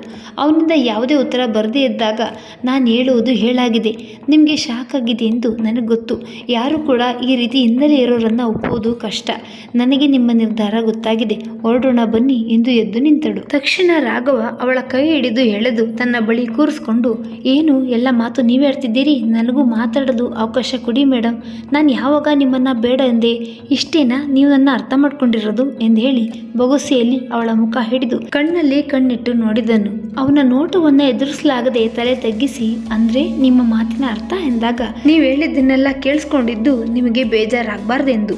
ನನಗೆ ನಿಮ್ಮ ಹಿನ್ನೆಲೆಯ ಅಗತ್ಯವಿಲ್ಲ, ನಿಮ್ಮನ್ನು ನಾನು 3 ವರ್ಷದಿಂದ ನೋಡ್ತಿದ್ದೇನೆ, ನೀವೇನು ಎಂದು ತಕ್ಕ ಮಟ್ಟಿಗೆ ಅರ್ಥ ಮಾಡ್ಕೊಂಡಿದ್ದೀನಿ. ನಾನು ನಿಮಗೆ ಪ್ರಪೋಸ್ ಮಾಡುವ ಮೊದಲೇ ನಿಮ್ಮ ಜೀವನದಲ್ಲೇನೋ ಆಗಿದೆ ಎಂದು ಗೊತ್ತಾಗಿತ್ತು, ಆದರೆ ನೀವೇ ಹೇಳೋವರೆಗೂ ಕೇಳಬಾರ್ದೆಂದು ನಿರ್ಧರಿಸಿದ್ದೆ ಎಂದನು. ರಶ್ಮಿಗೆ ಅವನ ಮಾತಿಗೆ ಏನು ಪ್ರತಿಕ್ರಿಯೆ ನೀಡಬೇಕೆಂದೇ ಗೊತ್ತಾಗದೆ ಕುಳಿತಿದ್ದಳು. ಆಗ ರಾಘವನೇ, ನಿಮ್ಮಂಥವರನ್ನ ತಿರಸ್ಕರಿಸುತ್ತಾರೆಂದರೆ ನನಗೆ ಆಶ್ಚರ್ಯದ ಜೊತೆ ಕೋಪ ಬರುತ್ತದೆ. ಇರಲಿ, ಹಾಗಿದ್ದೆಲ್ಲ ಒಳ್ಳೆಯದಕ್ಕೆ, ಇಲ್ಲ ಅಂದಿದ್ರೆ ನೀವು ನನಗೆ ಸಿಗ್ತಿರಲಿಲ್ಲ ಎಂದು ಹೇಳಿದನು. ಆಗ ಅವಳು, ರಾಘವ, ನನಗಿದು ಕನಸೋ ನನಸೋ ಗೊತ್ತಿಲ್ಲ, ನಿಮ್ಮ ಮೇಲಿನ ಗೌರವ ಇನ್ನೂ ಜಾಸ್ತಿ ಆಯಿತು ಅಂತ ಮಾತ್ರ ಹೇಳಬಲ್ಲೆ. ಹುಟ್ಟಿದಾಗಿನಿಂದ ನೋಡಿದವರು ಹಣದ ಹಿಂದೆ ಹೋಗಿ ನನ್ನ ಅರ್ಥ ಮಾಡ್ಕೊಳ್ಳಿಲ್ಲ, ಆದರೆ ನೀವು ಚೆನ್ನಾಗಿ ಅರ್ಥ ಮಾಡ್ಕೊಂಡ್ರಲ್ಲ ಎಂದು ಕಣ್ ತುಂಬಿಕೊಂಡಳು. ತಕ್ಷಣವೇ ರಾಘವ ಅವಳ ಕಣ್ಣೀರನ್ನ ಒರೆಸಿ ಕೈ ಹಿಡಿದು, ಇನ್ಯಾವತ್ತೂ ನಿಮ್ ಕೈ ಬಿಡಲ್ಲ, ಟ್ರಸ್ಟ್ ಮೀ ಎಂದು ಅವಳ ಭುಜ ಬಳಸಿ ತನ್ನೆದೆಗೆ ಒರಗಿಸಿಕೊಂಡನು. ನಂತರ ಇಬ್ಬರು ಸಂತೋಷದಿಂದ ಹೊರಟು ಕಾರಿನ ಬಳಿ ಬಂದರು. ಕಾರ್ನಲ್ಲಿ ಕುಳಿತ ಮೇಲೂ ರಶ್ಮಿಗೆ ಇಷ್ಟೊತ್ತು ನಡೆದದ್ದು ನಿಜಾನ ಅನ್ನಿಸ್ತಿತ್ತು. ಆಗ ರಾಘವ ಅವಳನ್ನ ಗಮನಿಸಿ, ಏನ್ರಿ ಇನ್ನೂ ಏನು ಯೋಚನೆ, ಕನಸ ನನಸ ಗೊತ್ತಾಗ್ತಿಲ್ವಾ, ನಾನೇನಾದ್ರೂ ಎಂದು ತುಂಟತನದಿಂದ ಕೇಳಿದಾಗ ಅವಳು ಗಾಬರಿಯಿಂದ, ಏನಂದ್ರಿ, ಏನ್ ಬೇಕಾಗಿಲ್ಲ ಅಂತ ಆಸೆಗಳನ್ನೆಲ್ಲ ಈಗ ಇಟ್ಕೋಬೇಡಿ ಎಂದು ಕಿಟಕಿ ಕಡೆ ಮುಖ ಮಾಡಿ ಕುಳಿತಳು. ಆಗ ರಾಘವ ಒಳಗೆ ನಗುತ್ತಾ, ನಾನೇನ್ರಿ ಅಂತದಂದೆ, ನನಗೂ ಅಂತಹ ಕೆಟ್ಟ ಕುತೂಹಲವಿಲ್ಲ, ಸಂಯಮ ಇದೆ ಕಣ್ರಿ ಎಂದು ಅವಳ ಕೆನ್ನೆ ತಟ್ಟಿದ. ಅವಳು ಅವನ ಮಾತಿಗೆ ನಗುತ್ತಾ ಅವನ ಹೆಗಲಿಗೆ ಒರಗಿದಳು. ಮನೆಗೆ ಬಂದು ರಾಘವ ಅಕ್ಕ ಭಾವನಿಗೆ ಎಲ್ಲ ಹೇಳಿದನು. ರಶ್ಮಿ ಕೂಡ ತನ್ನ ತಾಯಿ ತಂಗಿಗೆ ವಿಷಯ ಹೇಳಿದಳು. ಎಲ್ಲರೂ ಅವರಿಬ್ಬರ ನಿರ್ಧಾರಕ್ಕೆ ಸಂತೋಷಪಟ್ರು. ಒಳ್ಳೆಯ ದಿನ ನೋಡಿ ಮಾತುಕತೆ ಮಾಡಲು ತೀರ್ಮಾನಿಸಿದ್ರು. ರಾಘವ 1 ವಾರದೊಳಗೆ ಹೈದರಾಬಾದ್ಗೆ ಹೋಗ್ಬೇಕಾಗಿದ್ದರಿಂದ ಅವನು ಬಂದ ಮೇಲೆ ನಿಶ್ಚಿತಾರ್ಥ ದಿನ ಗೊತ್ತು ಮಾಡೋದೆಂದು ಗೀತಾ, ಶಂಕರ್, ಶಾಂತಾಗೆ ಹೇಳಿದ್ರು. ಆಗ ಶಾಂತ ಕೂಡ ಹಾಗೆ ಆಗ್ಲಿ, ರಾಧಿಕಾಗೂ ಇವಾಗ 5 ತಿಂಗಳು ತುಂಬಿದೆ, ಅವಳ ಹೆರಿಗೆ ಮದುವೆ ನಂತರ ಆಗಲಿ, ನಿಶ್ಚಿತಾರ್ಥ ರಾಘವ ಬಂದ ನಂತರ ಮಾಡೋಣ ಎಂದರು. ರಾಘವನ ಹೈದರಾಬಾದ್ ಕೆಲಸ 1 ತಿಂಗಳಿಗೆ ನಿಗದಿಯಾಗಿತ್ತು. ಈಗ 3 ತಿಂಗಳಿಗೆ ಜಾಸ್ತಿ ಆಗಿತ್ತು. ಅವನು ಹೊರಡುವಾಗ ಈ ವಿಷಯ ಎಲ್ಲರಿಗೂ ಹೇಳಿದ್ದ. ಅವನು ಅಲ್ಲಿಗೆ ಹೋದ್ಮೇಲೆ ರಶ್ಮಿಗೆ ಫೋನ್ ಮಾಡಿ ಮಾತಾಡ್ತಿದ್ದ. ಈಗ ಅವನು ಅಲ್ಲಿ ಹೋಗಿ 2 ತಿಂಗಳಾಗುತ್ತಾ ಬಂದಿತ್ತು. ರಾಧಿಕಾಗೂ ದಿನ ತುಂಬಿದ್ದರಿಂದ ಶಾಂತ ಅವಳ ಮನೆಗೆ ಹೋಗಿ ಆಗಾಗ ಹೋಗಿ ಬರ್ತಾ ಇದ್ರು. ಒಂದಿನ ರಶ್ಮಿ ಮನೆ ಕೆಲಸ ಎಲ್ಲ ಮುಗಿಸಿ ಆಫೀಸ್ಗೆ ಹೊರಡ್ತಾ ಇರುವಾಗ ರಾಘವನ ಕಾಲ್ ಬಂತು. ಅಮ್ಮ ಬೇರೆ ರಾಧಿಕಾ ಚೆಕಪ್ ಅಂತ ಅಲ್ಲಿಗೆ ಹೋಗಿದ್ರು. ಫೋನ್ ರಿಸೀವ್ ಮಾಡಿ, ನಾನು ಆಫೀಸ್ಗೆ ರೆಡಿ ಆಗ್ತಾ ಇದ್ದೀನಿ, ಆರಾಮಾಗಿದ್ದೀರಾ, ಸಂಧ್ಯಾ ಕಾಲ್ ಮಾಡ್ತೀನಿ ಎಂದಾಗ ರಾಘವ, ನಾನು ಆರಾಮಿದ್ದೀನಿ, ನಾನು ಈಗಲೇ ನಿಮ್ಮನ್ನ ನೋಡ್ಬೇಕೆನ್ನಿಸ್ತಿದೆ ಅಂದನು. ರಶ್ಮಿ, ಏನಾಗಿದೆ ನಿಮಗೆ? ಬೆಳಿಗ್ಗೆ ನಾನೇ ಸಿಕ್ಕಿದ್ನ ನಿಮಗೆ ರೇಗ್ಸೋಕೆ? ಕನ್ಸು ಕಾಣ್ತಿದ್ದೀರಾ ಎಂದು ಮಾತಾಡುತ್ತಲೇ ಮನೆಗೆ ಬೀಗ ಹಾಕ್ತಿದ್ದಾಗ ರಾಘವ ಹಿಂದಿನಿಂದ ಬಂದು ಅವಳನ್ನ ಬಳಸಿದ. ತಕ್ಷಣ ತಿರುಗಿದ ರಶ್ಮಿ, ಓ ಮೈ ಗಾಡ್, ಹೀಗ ಮಾಡೋದು? ನೀವು ಬರೋದು ಗೊತ್ತೇ ಇರಲಿಲ್ಲ, ನಾನೆಷ್ಟು ಹೆದರಿದ್ದೆ ಗೊತ್ತಾ ಎನ್ನುತ್ತಾ ಬಿಡಿಸಿಕೊಳ್ಳಲು ಕೊಸರಾಡಿದಳು. ಸಂಧ್ಯೆ ಸಿಗ್ತೀನಿ, ಲೇಟ್ ಆಗುತ್ತೆ ಎಂದು ಹೇಳಿ ಅವನಿಂದ ಬಿಡಿಸಿಕೊಂಡು ಬಾಯಿ ಹೇಳಿ ಹೊರಟು ಹೋದಳು. ಸಂಧ್ಯೆ ರಶ್ಮಿ ಮನೆಗೆ ಬಂದಾಗ ರಾಘವ, ಶಂಕರ, ಗೀತಾ ಅಮ್ಮನ ಬಳಿ ನಿಶ್ಚಿತಾರ್ಥದ ಬಗ್ಗೆ ಮಾತಾಡ್ತಿದ್ರು. 15 ದಿನ ಬಿಟ್ಟು ನಿಶ್ಚಿತಾರ್ಥ ಎಂದು ನಿರ್ಧರಿಸಿ ರಶ್ಮಿಯನ್ನ ಆಗುತ್ತಾ ಎಂದು ಕೇಳಿದ್ರು. ಅವಳು ಆಯ್ತೆಂದು ಒಪ್ಪಿಕೊಂಡಳು. ರಾಘವನೊಂದಿಗೆ ಹೋಗಿ ಶಾಪಿಂಗ್ ಮುಗಿಸಿ ಆತ್ಮೀಯರಿಗೆ ಹತ್ತಿರದವರಿಗೆ ಮಾತ್ರ ಹೇಳಿದಳು. ನಿಗದಿ ಮಾಡಿದ ದಿನದಂದು ಯಾವುದೇ ಅಡೆತಡೆ ಇಲ್ಲದೆ ನಿಶ್ಚಿತಾರ್ಥ ಸುಸೂತ್ರವಾಗಿ ನಡೆಯಿತು. ರಾಧಿಕಾಗೆ ಗಂಡು ಮಗುವಾಗಿ ಬಾಣತನಕ್ಕೆ ಮನೆಗೆ ಕರೆದುಕೊಂಡು ಬಂದ್ರು. ರಶ್ಮಿಗಂತೂ ಇವಾಗ ದಿನ ಕಳೆಯುವುದೇ ಗೊತ್ತಾಗ್ತಿರ್ಲಿಲ್ಲ. ಮಗುವಿನ ಜೊತೆ ತಾನು ಮಗುವಾಗ್ಬಿಡ್ತಿದ್ದಳು. ಮಗುವಿಗೆ 3 ತಿಂಗಳಾದಾಗ ಆರ್ಯ ಎಂದು ನಾಮಕರಣ ಮಾಡಿದ್ರು. ನಂತರ 1 ತಿಂಗಳು ಬಿಟ್ಟು ರಾಘವ ರಶ್ಮಿಯ ಮದುವೆ ದಿನಾಂಕವನ್ನ ಗೊತ್ತು ಮಾಡಿದ್ರು. ಮದುವೆಗೆ ಅವಳು ನಿರೀಕ್ಷಿಸಿದಂತೆ ಸುಮಿತ್ರಾ ಮನೆಯವರು ಬಂದಿರಲಿಲ್ಲ. ಆದರೆ ತನ್ನ ತಂದೆ ತಾಯಿಯ ಕಡೆಯವರೆಲ್ಲರೂ ಬಂದಿದ್ರು. ಮದುವೆ ಅದ್ದೂರಿಯಾಗಿ ನಡೆಯಿತು. ಕಾಲಾಯ ತಸ್ಮೈ ನಮಃ ಎನ್ನುವಂತೆ ಕಾಲವೇ ಅವಳ ನೋವಿಗೆ ಪರಿಹಾರವನ್ನು ನೀಡಿತು. ರಾಘವನ ಪ್ರೀತಿಯ ಒಳೆಯಲ್ಲಿ ಅವಳ ಬದುಕು ಬಂಗಾರವಾಯಿತು. ಮತ್ತೊಂದು ಕಥೆಯೊಂದಿಗೆ ಭೇಟಿಯಾಗೋಣ. ಧನ್ಯವಾದಗಳು.